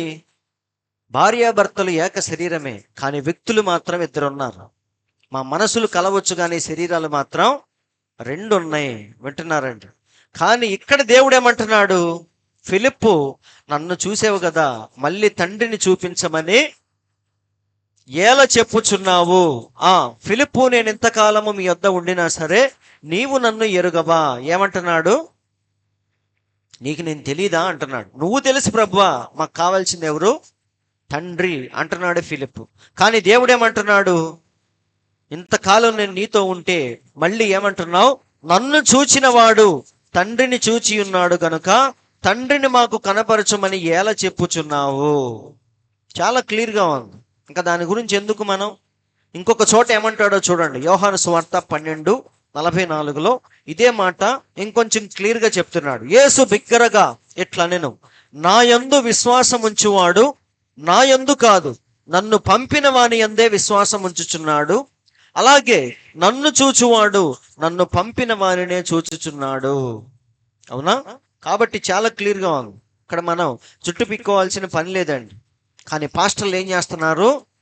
వాళ్ళే కన్ఫ్యూజ్ చేసి మళ్ళీ వాళ్ళే క్లారిటీ ఇస్తున్నట్టుగా ఫీల్ అవుతూ ఉంటారు. తికమక పెట్టేదే వాళ్ళు పెట్టి మళ్ళీ ఏం చేస్తూ ఉంటారు? మనకేదో సహాయం చేస్తున్నట్టుగా ఫీల్ అవుతూ ఉంటారు. అందుకే దేవుడు ఎవరిని పంపించాడంటే తన ఆత్మతో ప్రవక్తను దేవుడు మన కోసం పంపించాడు. కాబట్టి ఇక్కడ చూడండి, ప్రవక్తలందరూ లోపములను కలిగి ఉండిరి, వారందరూ ఒక్కొక్క భాగముగా ఉండిరి, కానీ చివరిగా ఒక కళాఖండము వచ్చుచున్నది, ఆయన పరిపూర్ణుడు, ఏ లోపము లేనివాడు. వింటున్నారండి? మన దేవునిలో ఏ లోపం కూడా లేదు. దేవుడే శిల్పి అయి ఆ కళాఖండమును నిర్మించెను. మైకేల్ ఏంజెలో పనిలో మోషే కనబడెను. అవునా? మైకేల్ ఏంజెలో యొక్క పనిలో ఎవరు కనిపించారు? మోషే కనబడెను. అది రాతితో చేయబడింది గనుక నిర్జీవమైనది. అది ఎంత అందంగా ఉన్నా సరే అది ఎలాంటిది? తిరిగి మాట్లాడలేదు, అందులో జీవము లేదు. అందుకే సుత్తి తీసుకొని కొట్టాడు. అవునా? ఎందుకు సుత్తి తీసుకొని కొట్టాడు ఆయన? నేను ఎంత కష్టపడి చేసినా సరే ఇది తిరిగి మాట్లాడదు కదా, ఇది అలాగే ఉంటది కదా, ఇదే విగ్రహం కనుక మాట్లాడితే ఎంత బాగుండో అని భావోద్వేగానికి గురయ్యి సుత్తి తీసుకొని ఒక దెబ్బ వేశాడు. అదే అంటున్నాడు ప్రవక్త, అది రాతితో చేయబడినది కనుక నిర్జీవమైనది. కానీ ఈ మహానిర్మాణకుడు అంటే మన దేవుడు తన చేతి పనిని పరిపూర్ణముగా దిద్దెను, దానిలో అడుగు పెట్టెను. సో యేసు క్రీస్తు అనే శరీరములో ఆ దేవాతి దేవుడే దిగివచ్చి మానవుల మధ్య సంచరించాడు ఆయన. దానితో ఏమైందంటే రెండవ కళాఖండము పూర్తిగా నిర్మించబడింది 100%. అందరూ ఆలకిస్తున్నారండి. కాబట్టి ఫైనల్గా ఏమైంది? పని పూర్తి చేయబడింది. మైకేల్ ఏంజెలో దాని ముందు నిలబడి చూస్తా ఉన్నాడు పూర్తి అయిపోయిన తర్వాత. అలాగే మన దేవుడు కూడా ఈ రెండవ కళాఖండం ఎప్పుడైతే పూర్తయిందో ఇక ఆయన చూసి మురిసిపోతా ఉన్నాడు. ఈయన వచ్చి బాప్తిసం తీసుకున్నప్పుడు ఏమంటున్నాడు? ఈయన నా ప్రియ కుమారుడు, ఈయన యందు నేను ఆనందించుచున్నాను. మైకేల్ ఏంజెలో ఎలాగైతే ఆ విగ్రహాన్ని చూసి మురిసిపోయి ఆనందించాడో అలాగే ఈ రెండవ కళాఖండాన్ని చూసి ఆ దేవాతి దేవుడు కూడా మురిసిపోతా ఉన్నాడు. ఆది కాండములో ఆదామును చేసి దేవుడు ఎంత మురిసిపోయాడో ఈ కళాఖండాన్ని రెండవ కళాఖండాన్ని నిర్మించిన తర్వాత కూడా మన దేవుడు అంతే మురిసిపోయాడు. ఎందుకని? దేవుని యొక్క ప్రతి గుణ లక్షణం యేసుక్రీస్తులో కనిపించింది. అవునా కాదా? ఆయన మనిషిలాగా కనపడుతున్నాడు, కానీ ఆయన దేవుడై ఉన్నాడు. నేను ఎప్పుడు మీకు చెప్తా ఉంటాను, ఆకలి కొన్నప్పుడు మనిషి ఆయన, కానీ 5,000 మంది ఆకలి తీర్చినప్పుడు ఆయన దేవుడయ్యాడు. వింటున్నారండి? కలువరి సిలువలో నేను దాహము గొనుచున్నాను అన్నప్పుడు ఆయన మనిషే, కానీ 3వ రోజున తిరిగి లేచినప్పుడు ఆయన గొప్ప దేవుడయ్యాడు. నీవు రక్షించుకొని చాలా మంది సిలువలో ఉన్నప్పుడు ఆయన్ని ఎగతాళి చేశారు, కానీ అదే సిలువలో ఉండి సిలువలో దొంగను ఆయన రక్షించాడా లేదా? కాబట్టి ఇలా మానవ లక్షణాలు చూపిస్తూనే దేవుని లక్షణాలను కూడా పర్ఫెక్ట్గా చూపించాడు. అందుకే దేవుడు ఈ యొక్క రెండవ కళాఖండాన్ని చూసి మురిసిపోతూ ఉన్నాడు. అందరూ ఆలకిస్తున్నారని. అయితే ఈ కళాఖండాన్ని ఆదామును ఎలాగైతే గాయపరిచాడో ఈ రెండవ కళాఖండాన్ని కూడా దేవుడు ఏం చేశాడు? కలువరి సిలువలో దీన్ని కూడా గాయపరిచాడు. అందరూ ఆలకిస్తున్నారండి. ఆదాముని ఎందుకు గాయపరిచాడంటే మైకేల్ ఏంజెలో సుత్తి తీసుకొని కొట్టినట్టు కాదు, ఒక పర్పస్ కోసమే ఆదామును దేవుడు గాయపరిచాడు. సాటి అయిన సహాయాన్ని బయటకు తీయటం కోసమే ఆదామును గాయపరిచాడు. అలాగే దేవుడు యేసుక్రీస్తును కూడా కలువరి సిలువలో కావాలనే దేవుడు హింసిస్తా ఉన్నాడు, కావాలనే ఆయన్ని నలగొడతా ఉన్నాడు. అందుకే ఇందాక మనం చదివాం 53వ అధ్యాయం. ఒకసారి మీరు ఫాస్ట్గా చదవండి, మీకు అర్థమైంది. నేను ఇక్కడ పెట్టలేదు. మనం చదివిన మూలవాక్యం యెషయా గ్రంథం 53వ అధ్యాయం 1వ వచనం నుండి మనం చూస్తే అదంతా దేవునికి ఇష్టమైన, దేవుడు కావాలనే కలువరి సిలువలో తన కుమారుణ్ణి అలా హింసిస్తున్నాడని చక్కగా రాయబడింది. ఎందుకంటే ఒక ఉద్దేశము నిమిత్తం దేవుడు ఆయన్ని నలగొడతా ఉన్నాడు. ఎవడు నమ్మెను? యెహోవా బాహువు ఎవనికి బయలుపరచబడెను? చూడండి, లేత మొక్క వలెను, ఎండిన భూమిలో మొలచిన మొక్క వలెను అతడు ఆయన ఎదుట పెరిగెను. చూడండి, స్వరూపమైనను సొగసైనను లేదు, మనం అతన్ని చూసి అపేక్షించున్నట్లుగా లేదు. చూడండి, అతడు తృణీకరింపబడిన వాడాయను. అలా మీరు చదువుకుంటూ వెళితే చదవండి. మనుష్యుల వలన విసర్జింపబడిన వాడును, వ్యసనాక్రాంతుడుగాను, బాధను అనుభవించిన వాడిగాను, మనుష్యులు చూడనల్లని వాడుగాను ఉండెను. ఎన్నిక చేయకపోతిమి. చూడండి, నిశ్చయముగా అతడు మన రోగములను భరించెను. దేవుడు కలువరి సిలువలో తన కుమారుణ్ణి కావాలనే ఒక పర్పస్ కోసం, ఒక ఉద్దేశం కోసం దేవుడు ఆయన్ని నలగొడుతూ ఉన్నాడు. ఎందుకంటే దేవుడు గనక సిలువ యాగం చేయకపోతే ఈరోజు ఏ మనిషికి కూడా విమోచన అనేది లేదు. నిజమండి, పాత నిబంధన భక్తుల దగ్గర నుంచి మనం చూసుకుంటూ వస్తే ఆ రక్తము లేదు కాబట్టి ఎవరికి విమోచన లేదు. అందుకే అందరూ చనిపోయి ఎక్కడున్నారంటే పాతాళ పరదైసులో ఉంచబడ్డారు. కాబట్టి వారికి ఈరోజు ఇక్కడున్న మనకి, లోకంలో ఉన్న దేవుని పిల్లలందరికీ విమోచన రావాలంటే ఒక విమోచకుడు చనిపోవాలి, ఒక విమోచకుడు నలగొట్టబడాలి. అందుకే దేవుడు తన ఇష్ట ప్రకారముగా తన కుమారుణ్ణి హింసిస్తూ నలగొడుతూ ఉన్నాడు. అదే మనం చదువుతున్నాం. చూడండి, మన వ్యసనమును భరించెను, మొత్తబడిన వానిగాను, బాధింపబడిన వానిగాను ఎంచితిమి. చూడండి, దేని నిమిత్తం గాయపరచబడ్డాడు ఆయన? ఆదాము దేని నిమిత్తం గాయపరచబడ్డాడు? అవ్వను బయటికి తీయటం కోసమే దేవుడు ఆదామును గాయపరిచాడు. అంటే ఒక పర్పస్ కోసం, ఒక ఉద్దేశము నిమిత్తమే గాయపరిచాడు. సేమ్ అలాగే రెండవ ఆదాముగా వచ్చిన ప్రభువైన యేసుక్రీస్తును కూడా దేవుడు కలువరి సిలువలో గాయపరుస్తున్నాడు. దేనికోసం? మన దోషముల నిమిత్తం, మన అతిక్రమముల నిమిత్తం. ఆయన పొందిన దెబ్బల వల్ల మనకేమొచ్చింది? స్వస్థత వచ్చింది. ఆయన కార్చిన రక్తము ద్వారా మనకేమొచ్చింది? విమోచన వచ్చింది. అందరూ వింటున్నారండి. కాబట్టి సహోదరులారా, ఆయన్ని దేవుడు కావాలనే అలా గాయపరిచాడు. దాని ద్వారా ఏమైంది? భూమి మీద ఉన్న దేవుని పిల్లలందరికీ గొప్ప విమోచన అనేది ఆ రక్తము ద్వారా వచ్చింది. అందరు ఇక్కడే ఉన్నారా?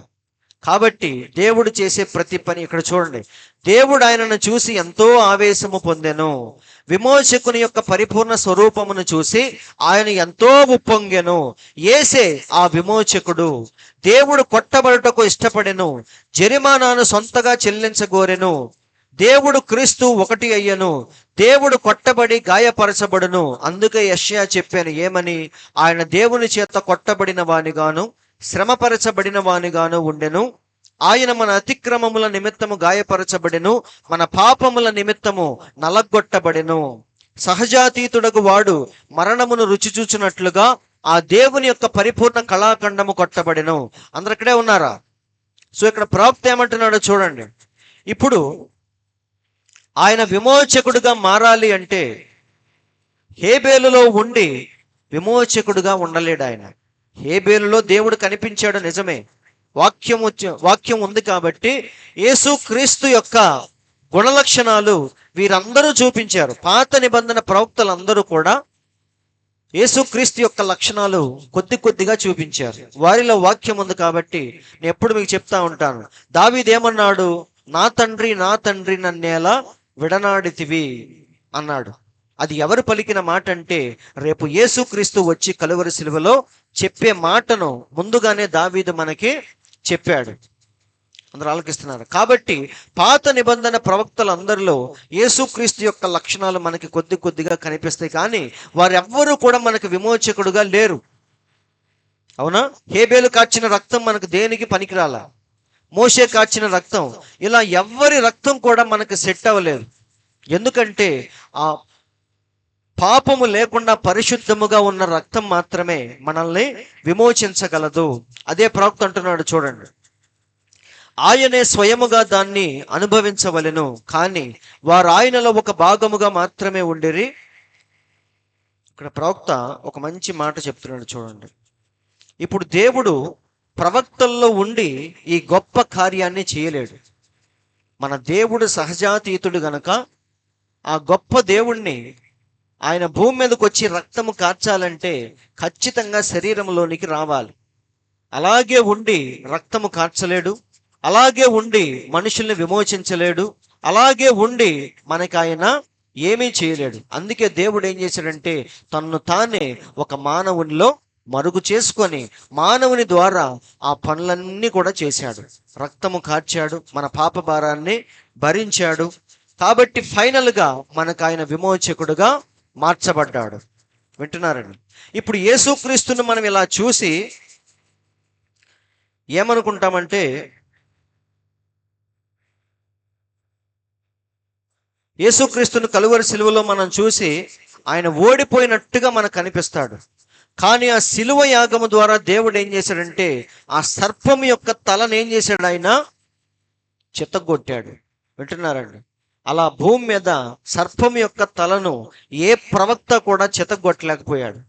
గొప్ప గొప్పవారు వచ్చారు, మోషే, ఏలియా, యెషయా, ఎంతమంది వచ్చినా సరే దాని యొక్క తలను మాత్రం ఎవరు చితగొట్టలేకపోయారు. మన దేవుడు మాత్రమే కలువరి సిలువలో ఆ పని జరిగించాడు. అవునా? మరణాన్ని జయించాలంటే ముందు ఆ మరణములోనికి ప్రవేశించాలి. అవునా? ఇప్పుడు ఒక చిన్న ఉదాహరణ మీరు చూడండి. ఒక పెద్ద చెరువులో ఒక ముసలి దాగి ఉంది. ఆ ముసలి అందరిని ఏడిపిస్తా ఉంది. ఇప్పుడు దాన్ని చంపాలి. ఒక వ్యక్తి వచ్చి ఆ చెరువులో ఉన్న ముసలిని చంపుతానని చెప్పేసి దాని చుట్టూ అలాగే తిరుగుతూ ఉన్నాడు అనుకో, దాన్ని ఎప్పుడు చంపాలి? దాన్ని ఈరోజు చంపేస్తా అని చెప్పేసి ఆ చెరువు చుట్టూనే తిరుగుతూ ఉన్నాడు అనుకో, దాన్ని చంపగలడా? దాన్ని చంపాలి అంటే ముందు వాడు కూడా ఏమవ్వాలి? నీళ్ల లోపలికి వెళ్ళాలి. ఎందుకంటే ముసలి ఎక్కడ ఉంది? నీళ్లలో ఉంది. కాబట్టి దాన్ని చంపేస్తా, నరికేస్తా అని ఎక్కడ తిరగకూడదు వాడు. ఆయన ఏం చేయాలి? దాన్ని నిజంగా చంపాలి అంటే లోపలికి దిగాల్సిందే. అలాగే మన దేవుడు మరణము యొక్క ముళ్ళును విరవాలంటే ముందు మరణములో ఆయన పాల్గొనాలి. అందుకే ఆ ఉద్దేశము కొరకే మన దేవుడు భూమి మీదకి వచ్చి చనిపోయాడు. చనిపోవుట ద్వారా ఆయన ఏం చేశాడు? సర్పం యొక్క తలను పూర్తిగా చితగొట్టేశాడు. అందరూ ఆలకిస్తున్నారండి. అందుకే పౌలు గొప్పగా చెప్తున్నాడు, ఏమని? మరణమా నీ ముళ్ళెక్కడా, మరణమా నీ విజయం ఎక్కడా అంటున్నాడు. ఆ ముళ్ళును దేవుడు ఏం చేశాడు? విరిచిపారేశాడు. కాబట్టి దేవుడు చనిపోవటంలో ఇంత గొప్ప ఉద్దేశం అనేది దాగి ఉంది. అందుకే దేవుడు కావాలని ఆయన్ని గాయపరిచాడు. ఇక్కడ ప్రవక్త చెప్తున్నాడు చూడండి, ధర్మశాస్త్రముతో ఆయన దాన్ని చితకదొక్కలేడు. సర్పం యొక్క తలను చితగొట్టాలంటే ఆయన ఖచ్చితంగా మనిషిగా భూమి మీదకి రావాలి, మరణాన్ని ఆయన కౌగిలించాలి, అప్పుడే మరణాన్ని జయించగలడు. కానీ పాత నిబంధన ప్రవక్తల్లో ఆ పని చేయలేకపోయాడు. ధర్మశాస్త్రముతో ఆయన దాన్ని చితకదొక్కలేకపోయాడు. ప్రవక్తల చేత ఆయన దాన్ని చితగొట్టలేకపోయాడు. కానీ స్త్రీ సంతానముగా క్రీస్తు మహోన్నత కళాఖండమై సర్పము యొక్క తలను చితకదొక్కెను. అందరూ వింటున్నారండి? తర్వాత మీరు చదువుకోండి, మీకు అర్థమైంది. కాబట్టి ఫైనల్గా ధర్మశాస్త్రము ఏదైతే చెయ్యలేకపోయిందో దేవుడు దాన్ని భూమి మీదకి వచ్చి చేశాడు. వింటున్నారండి? ధర్మశాస్త్రం ఏం చేసింది? ఒకడిని తీసుకెళ్లి జైల్లో పెట్టింది. కానీ దేవుడు ఏం చేశాడంటే జైల్లో ఉన్న మనల్ని విడిపించాడు. అవునా? ధర్మశాస్త్రానికి ఉన్న శక్తి ఏంటి చెప్పండి? నీ మీద నేరస్థాపన చేసి నిన్ను తీసుకెళ్ళి లోపల కూర్చోబెట్టింది. అంతవరకే చేయగలదు ధర్మశాస్త్రం. కానీ నిన్ను విడిపించే అధికారం ధర్మశాస్త్రానికి లేదు. అందుకే దేవుడు ఏం చేశాడంటే చెరలో ఉన్న మనల్ని ఆయన విడిపించాడు.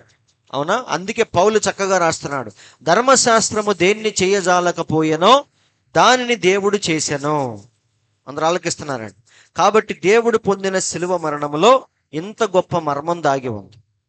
అవునా? కలువరి శిలువలో మన దేవుడు ఎప్పుడైతే గాయపరచబడ్డాడో ఆయనలో నుంచి ఏం బయటకు వచ్చిందంటే గొప్ప వధువు అనేది బయటకు వచ్చింది. వాక్య వధువు అని చెప్పుకునే మనల్ని దేవుడు ఆయనలో నుంచి తీశాడు. ఆ రోజు ఎలాగైతే ఆదాములో నుంచి అవ్వను బయటకు తీశాడో ఈ రెండవ ఆదాములో నుంచి రెండవ అవ్వను కూడా దేవుడు బయటకు తీశాడు. అందుకే దేవుడు గాయపరచబడ్డాడు. అందుకే మన దేవుడికి ఏమని పేరు? రెండవ ఆదాము, కడపటి ఆదాము అని బైబిల్లో చక్కగా రాయబడింది. ఆయన రెండవ ఆదాము అయితే మనం ఎవరమే చెప్పండి? రెండవ అవ్వ కాదా? కాబట్టి సహోదరులారా, మన దేవుడు రెండవ ఆదాము, మనందరం ఆయనలో నుంచి వచ్చిన రెండవ అవ్వ. మన దేవుడు వాక్యం అయితే మనము వాక్య వధువు.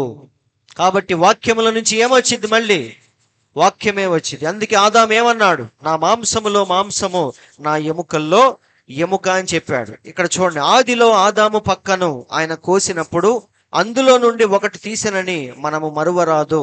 క్రీస్తు ఒక కారణము కొరకే కొట్టబడిను. ఆయన తనలో నుండి ఒక కుటుంబమును, ఒక వధువును దేవుడు బయటకు తీయును. ఆయన తన కొరకు వధువును తీయును. ఆయన మహాకళాఖండమును పరిపూర్ణము చేయబడినది.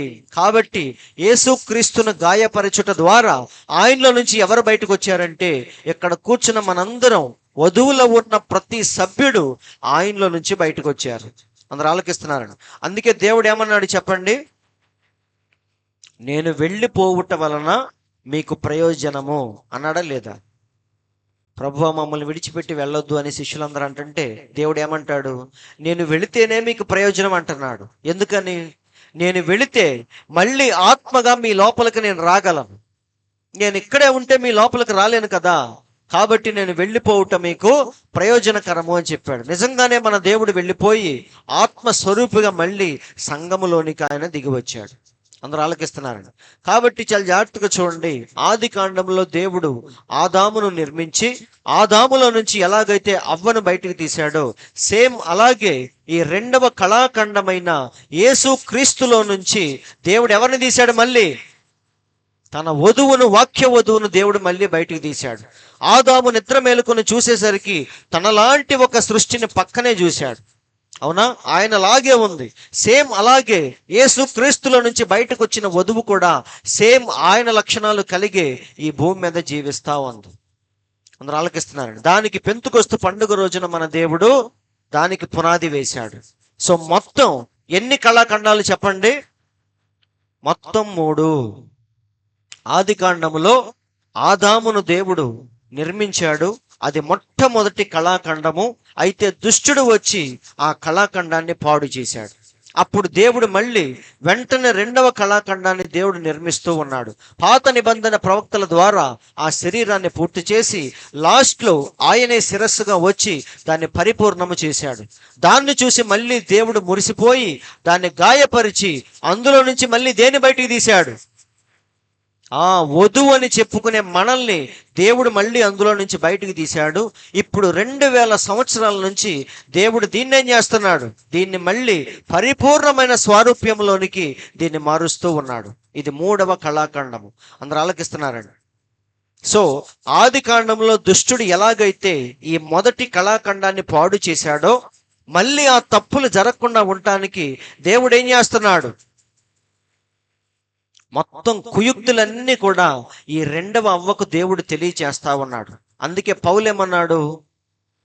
పౌలు కొరింథీయులకు రాసిన పత్రికలో ఒక చక్కని మాట చెప్పాడు. ఏమని? సర్పము తన కుయుక్తి చేత అవ్వను మోసపరిచినట్లు మీ మనసులు కూడా చెరపబడి మీరు కూడా మోసపోతారేమో, జాగ్రత్తగా ఉండండి అని చెప్తున్నాడు. కాబట్టి దేవుడు అన్ని జాగ్రత్తలు తీసుకొని తన వధువును ఏం చేస్తున్నాడు? చివరి కళాఖండమైన వధువును దేవుడు మళ్ళీ ఆ స్వారూప్యంలోనికి చెక్కుతా ఉన్నాడు. అందరూ ఆలకిస్తున్నారండి. కాబట్టి యేసు క్రీస్తులో ఎలాంటి పరిపూర్ణత, సర్వ పరిపూర్ణత మనం చూసామో, మళ్ళీ అలాంటి సర్వ పరిపూర్ణత దేవుని పిల్లలు ఆయన వధువులోనే మళ్ళీ చూడగలం. అందరూ ఆలకిస్తున్నారండి. కాబట్టి అయితే దీన్ని మనం చూసినప్పుడు ఒక చిన్న డౌట్ వచ్చింది. చాలా మంది ప్రవక్తను అడిగారు, ఏమనంటే, అయ్యా ఇది వధువు అని చెప్తున్నారు కదా, యేసుక్రీస్తులో నుంచి వచ్చిందని చెప్పుకుంటున్నారు కదా, మరి దీన్ని ఎందుకని దేవుడు ఈ యొక్క శ్రమల గుండా తీసుకెళ్ళాడు? అనేక మంది చనిపోయారు. చీకటి యుగములోనికి దేవుడు ఎందుకు పంపించాడు? దేవుడు ఎందుకని మౌనముగా ఉన్నాడు? ఇంత చీకటి అలుముకుంటే దేవుడు ఎందుకని శ్రద్ధ తీసుకోలేదు తన వధువు గురించి అని చాలా మంది ప్రవక్తను ప్రశ్నించారు.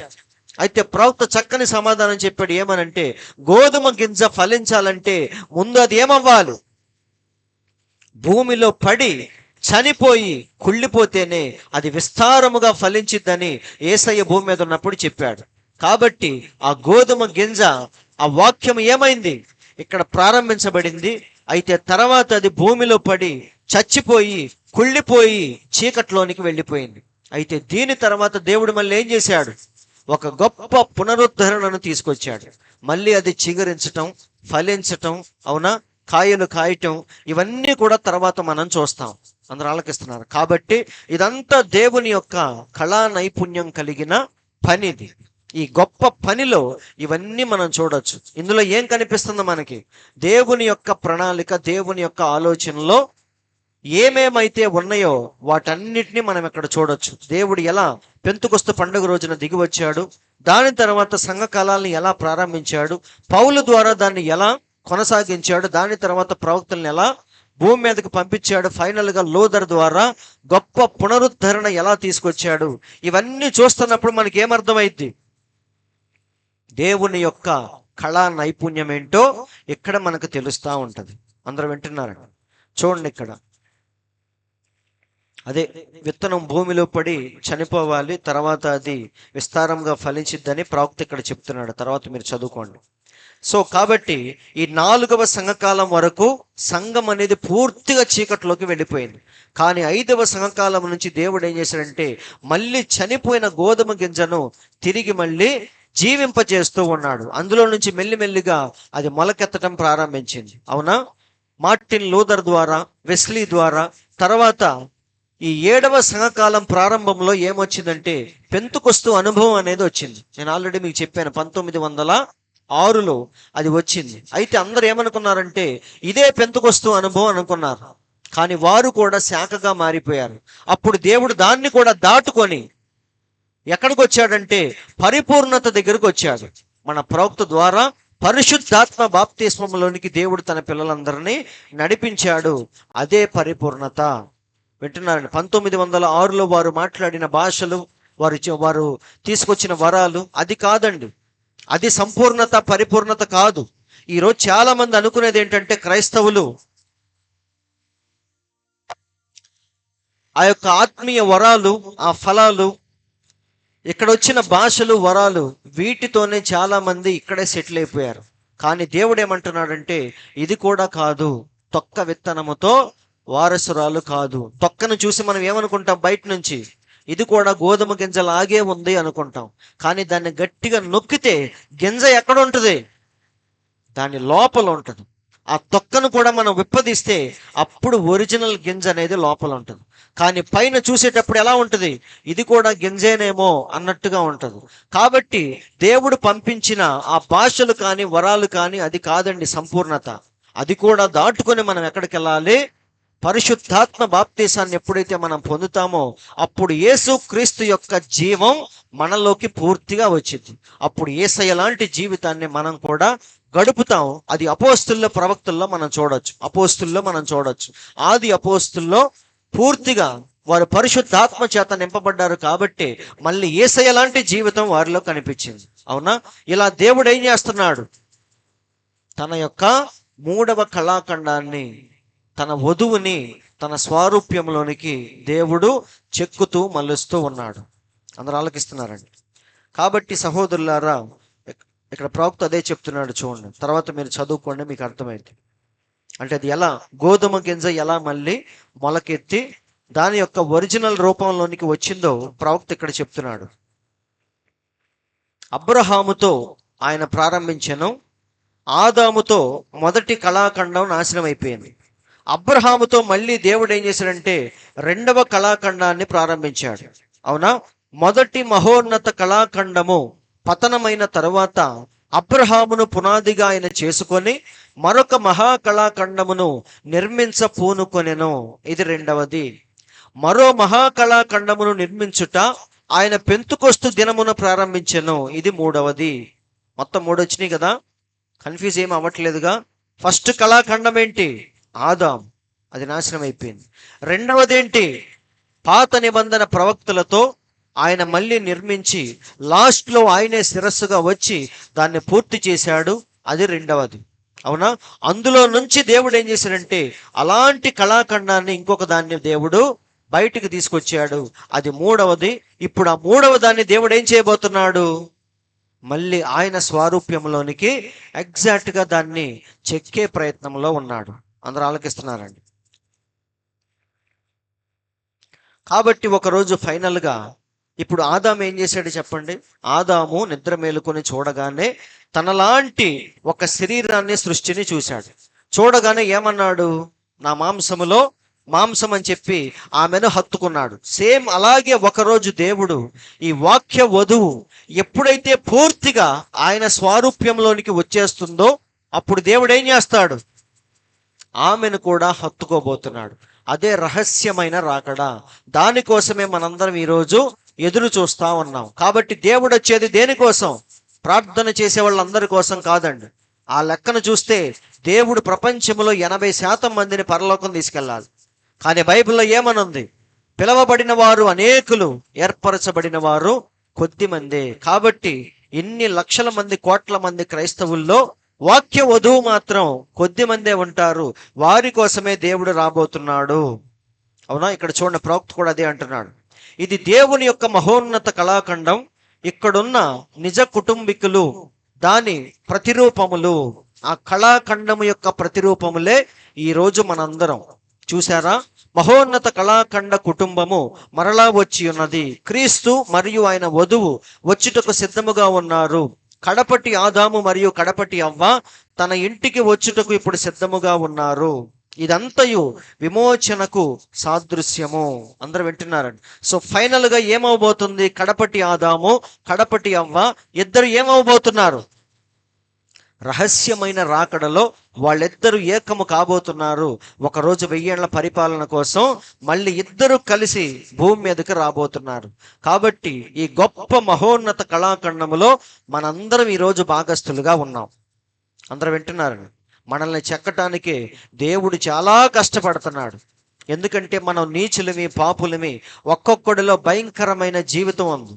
దాని అంతటిని తీసేసి మనల్ని పరిశుద్ధముగా మార్చాలంటే దేవుడు మనల్ని చాలా జాగ్రత్తగా చెక్కుతా ఉన్నాడు. మైకెల్ ఏంజెలో ఎలాగైతే ఆ విగ్రహాన్ని కొన్ని సంవత్సరాల పాటు చెక్కి ఆ రూపానికి తెచ్చాడో, అలాగే ఈరోజు దేవుడు మన అందరినీ లోకము నుండి, మత శాఖల నుండి ప్రత్యేకించి వర్తమానము ద్వారా ఏం చేస్తున్నాడు?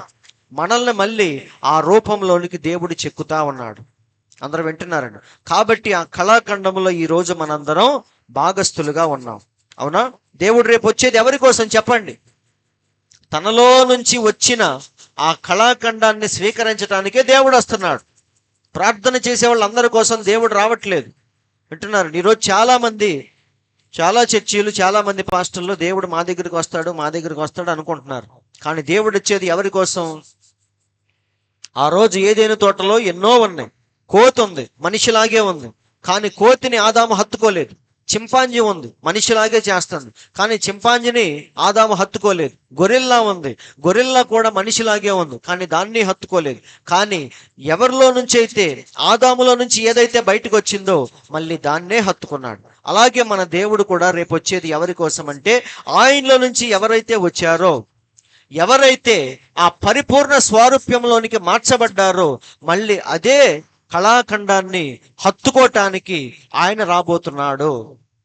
అందరూ ఆలకిస్తున్నారండి. కాబట్టి మనం ఆ కళాఖండంలో ఇప్పుడు మనం భాగస్థులుగా ఉండాలి. వర్తమానాన్ని స్వీకరించింది దేనికోసం? మనం ఇదేదో బాగుందనా, ఇందులో మర్మాలు ఉన్నాయి, వింటున్నారండి? దానికోసం కాదండి. ఈరోజు చాలా మంది ఆ మర్మాలన్నీ తెలుసుకొని ఆనందిస్తూ ఉన్నారు. అవునా? యూట్యూబ్లో మరి పెద్ద పెద్ద ఎవరెవరో చెప్తున్న వర్తమానాలు చాలా మంది ఆతురతగా వింటా ఉన్నారు. ఆయన ఏం చెప్పాడు, ఈయనేం చెప్పాడు, వర్తమానంలోనే ఆయనైతే ఎక్కువ మర్మాలు చెప్తాడు, ఎక్కువ లోతైన విషయాలు చెప్తాడు అని ఎక్కడ పడితే అక్కడ విషయాలు తెలుసుకుంటూ ఉన్నారు. కానీ జీవితాలు మార్చుకునే ప్రయత్నాలు మాత్రం ఎవరు చేయట్లేదు. అవునా? గొప్ప గొప్ప విషయాలు తెలుసుకోవటంలో చాలా ఇంట్రెస్ట్ అనేది చూపిస్తున్నారు. కానీ దేవుని పిల్లలకు ఎందులో ఇంట్రెస్ట్ చూపిస్తారంటే వారి జీవితాన్ని మార్చుకోవటంలో ఇంట్రెస్ట్ చూపిస్తూ ఉంటారు. అందరూ ఆలోకిస్తున్నారండి. ఇప్పుడు నేను మీకు ట్యాబ్లెట్ ఇస్తాను, పొద్దునే వచ్చి నొప్పి తగ్గిపోయిందంటే ఆ ట్యాబ్లెట్ నీకు పనిచేసిందని అర్థం. పొద్దున్నే నా దగ్గరకు వచ్చి నొప్పులు ఏమి తగ్గలేదంటే దాని అర్థం ఏంటి? ట్యాబ్లెట్ నీకు పని చేయలేదని అర్థం. అలాగే వాక్యము మనలో ఎంతవరకు పని చేస్తుందని చెప్పేసి మనం దిగులు పడాలి, ఆలోచించాలి. అంతేగాని ఎన్ని విషయాలు తెలుసుకుంటున్నాం అనే దాని మీద ఇప్పుడు అందరూ దృష్టి పెడుతున్నారు. కాబట్టి రేపు దేవుడు వచ్చేది ఎవరి కోసం అంటే ఎవరికి ఎక్కువ మర్మాలు తెలుసో వారి కోసం కాదండి. అవునా? ఆయనలాగా ఎవరైతే మారిపోయారో వాళ్ళ కోసమే దేవుడు వస్తున్నాడు. అవునా? నా వాక్యములో వాక్యము అని ఆమెను హత్తుకోవటానికి దేవుడు వస్తున్నాడు. కాబట్టి అలా మనం మార్చబడదాం. ఆ కళాఖండములో మనందరం కూడా భాగస్థులుగా ఉందాం. అందరూ ఆలకిస్తున్నారండి. అలా ఉండాలి అంటే మనకు కావాల్సింది విద్య కాదు, చదువు కాదు, టాలెంట్ కాదు. కానీ దేవుడు ఎలా సిద్ధపరుస్తున్నాడో ఈ చివరి మాట, చివరి స్లైడ్ పెట్టి నేను ముగిస్తాను. చాలా జాగ్రత్తగా చూడండి. ఇప్పుడు విద్య అంటే చదువు. ఈరోజు దేనికి ఇవ్వనంత విలువ మనిషి దేనికి ఇస్తున్నాడు? లక్షలు లక్షలు ఖర్చు పెట్టి పిల్లల్ని స్కూల్కి పంపిస్తున్నారు. దేనికి? దేవుడి గురించి చెప్తాడా స్కూల్లో రక్షణ గురించి చెప్తారా? చెప్పరండి. ఈ భూమి మీద నువ్వు ఎలా బతకాలో నీకు చెప్తారు తప్ప రక్షణ గురించి, దేవుని గురించి ఎవడు చెప్పడు. కానీ ఈరోజు మనం దేనికి విలువిస్తున్నాం? విద్యకు. తర్వాత ఏంటి? ప్రతిభ అంటే ఏంటి? టాలెంట్. ప్రతి ఒక్కడు ఈరోజు టాలెంటెడ్. అవునా కాదా? చిన్న పిల్లలు కూడా గొప్ప గొప్ప విషయాలు మాట్లాడుతూ ఉన్నారు ఈరోజు. అంటే ప్రతి ఒక్కళ్ళలో ఈరోజు ఎంతో ప్రతిభ దాగి ఉంది. అయితే విద్య, ప్రతిభ వీటన్నిటితో కాదు. కానీ ఇక్కడ చూడండి, దేవుడు చెప్తున్నాడు, దేవుడు తన వారిని ఆ విధంగా మెరుగుదిద్దడు. ఏ విధంగా? విద్యతో, ప్రతిభతో, వాటితో దేవుడు మెరుగుదిద్దడు. కానీ ఆయన తన వారిని విద్యతో దిద్దడు, దీనత్వముతో ఆయన దిద్దును. దేంతోనంట? దీనత్వం. ఒక మనిషి ఎంత గొప్పవాడైతే వాడంత దీనుడుగా ఉంటాడు. లోకములో అయినా సరే మీరు ఆలోచించండి, చిన్న చిన్న విషయాలకి పొంగిపోయేవాళ్ళు, చిన్న చిన్న విషయాలకి గొడవలు పెట్టుకొని గోల చేసే వాళ్ళని మనుషులు పెద్దగా పట్టించుకోరు. అవునా? వీడు మనిషి అయితే ఎదిగాడు కానీ మనసు మాత్రం ఇంకా చిన్నపిల్లలాగే ఉంది, ప్రతిదానికి గొడవ పడతా ఉంటాడు అని ప్రజలు అంటారు. అంటే దాని అర్థం ఏంటి? వాడు ఈ విధంగా ఎదిగాడు కానీ ఈ విధంగా మాత్రం ఎదగలేదు. కానీ ఒక మనిషి గొప్పవాడయ్యే కొద్దీ ఎలా ఉంటాడు? అని దేన్ని పట్టించుకోడు, దీనుడుగా ఉంటాడు. సర్లే పోని అన్నట్టుగా ఉంటాడు. ఎందుకంటే వాడి దృష్టి వీటి మీద కాదు, పెద్ద పెద్ద వాటి మీద దృష్టి పెడతాడు. కాబట్టి చిన్న విషయాలను పట్టించుకోడు. కాబట్టి మన దేవుడు అందరికంటే గొప్పవాడు, అన్నీ తెలిసినవాడు. కాబట్టి అందరికంటే దీనుడుగా ఉన్నాడు ఆయన. అవునా కాదా? కాబట్టి దేవుడు తన వారిని దేంతో దిద్దుతాడంట? దీనత్వముతో ఆయన దిద్దును, మరియు తన యొక్క బయలుపరచబడిన వాక్యపు శక్తితో ఆయన మెరుగుపెట్టును. ఇది చాలా చాలా ప్రాముఖ్యమైనది. దేంతో దేవుడు మనల్ని తయారు చేసేది, మెరుగుదిద్దేది? తన బయలుపరచబడిన వాక్యపు శక్తితో ఆయన మెరుగుపెట్టును. కాబట్టి ఇలా మనం ఈరోజు సిద్ధపడాలి. అప్పుడు మాత్రమే ఆయన యొక్క కళాఖండములో మనం భాగస్థులుగా ఉంటాం. ఒకరోజు ఆ కళాఖండాన్ని హత్తుకోవటానికి మన దేవుడు మళ్ళీ రాబోతున్నాడు. అందరూ ఆలకిస్తున్నారండి. కాబట్టి అందులో మనం భాగస్థులుగా ఉందామా వద్దా? ఇదే దేవుని యొక్క మహోన్నత కళాఖండం. మొదటి మహోన్నత కళాఖండం పాడైపోయింది.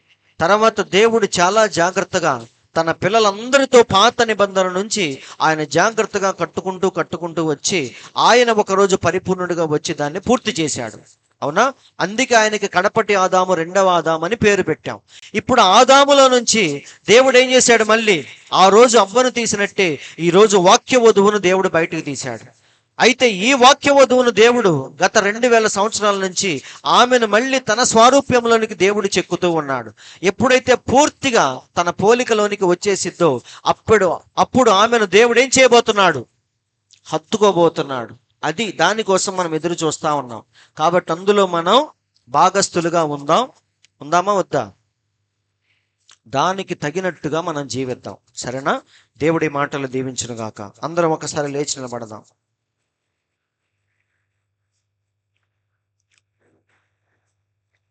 అందరం లేచి నిలబడి చిన్న ప్రార్థన చేసుకొని మనం ముగించుకుందాం. మనందరూ లేచి విన్న వాక్యము నిమిత్తం కొద్ది నిమిషాలు మరి ప్రార్థనలో ఉందాం. పరిశుద్ధుడా, పరిశుద్ధుడా, జీవము కలిగిన దేవ, అత్యున్నత కృప కలిగిన మా తండ్రి, మీ పరిశుద్ధమైన ప్రశస్తమైన నామానికి స్తోత్రములు స్తోత్రములు స్తోత్రములు ప్రభువాని. ప్రతి ఒక్కరూ కొద్ది నిమిషాల ప్రార్థనలో ఉందాం. దేవా మీకు స్తోత్రములు తండ్రి, పరిశుద్ధుడా మీకు స్తోత్రములు ప్రభువా, ఆది అంతములు లేని గొప్ప దేవా మీకు స్తోత్రములు. నిజమే తండ్రి, నీవే గనక భూమి మీదకి రాకపోయి ఉంటే ఈరోజు ఏ మానవుడికి విమోచన ఉండేది కాదు ప్రభువా. దేవుడు లోకమును ఎంతో ప్రేమించెను అని యోహాను తన గ్రంథంలో చక్కగా రాస్తున్నాడు తండ్రి. ఆ ప్రేమకు గుర్తుగా నీవు పొందిన సిలువ మరణము, నీవు చేసిన సిలువ త్యాగమే ఆ ప్రేమకు గుర్తు ప్రభువా. కాబట్టి ఆ ప్రేమను అర్థం చేసుకొని ఆ కళాఖండములో మేమందరము భాగస్థులుగా ఉండడానికి మీరు కృప చూపించండి తండ్రి. లోకమైతే అద్భుతాల కోసం, స్వస్థతల కోసం దేవుణ్ణి వెంబడిస్తూ ఉన్నారు ప్రభువా. కానీ మేమైతే తండ్రి వీటన్నిటిని విడిచిపెట్టి ప్రశస్తమైన వాక్యముతో మేము సిద్ధపడుతూ ఉన్నాం ప్రభువా. వాక్య వధువుగా ఒకరోజు మీ ముందు మేము నిలబడాలి తండ్రి. ఎందుకంటే నీవు వచ్చి మళ్ళీ నీలో నుంచి వచ్చిన భాగాన్నే హత్తుకోబోతున్నావు ప్రభువా. అలా మేము కూడా తండ్రి ఆ కళాఖండములో భాగస్థులుగా ఉండాలని మేమందరం ప్రయాసపడుతూ ఉండగా మా ఆశను గమనించండి, మా ఆతురతను గమనించండి ప్రభువా. మాకు తప్పకుండా సహాయం చేయమని ప్రార్థిస్తున్నాము తండ్రి. వచ్చిన ప్రతి ఒక్కరిని మీరు దీవించండి ప్రభువా. మరొక్కసారి ప్రార్థనా సహాయం కోరిన వారందరినీ జ్ఞాపకం చేసుకొని వారందరికీ ప్రభువా మీరు స్వస్థతను దయచేయమని, వారి అవసరతలు తీర్చమని, వారికి సంపూర్ణమైన ఆరోగ్యాన్ని ప్రసాదించమని, ఈ మధ్యాహ్నపు దీవెనలతో మమ్మల్ని అందరినీ మీరు నింపమని మా ప్రభువైన యేసుక్రీస్తువును ఎంతో శ్రేష్టమైన పరిశుద్ధమైన మీ నామములో ప్రార్థించి అడుగుచున్నాము తండ్రి. ఆమేన్. మన తండ్రి అయిన యేసుక్రీస్తు యొక్క దివ్యమైన కృపా సమాధానం కూడిన మనందరికీ, ఈ లోకంలోని పరిశుద్ధులందరికీ సదాకాలము తోడే నడిపించునుగాక. ఆమేన్. మంచి దేవుడు మీ అందరూ దీవించునుగాక.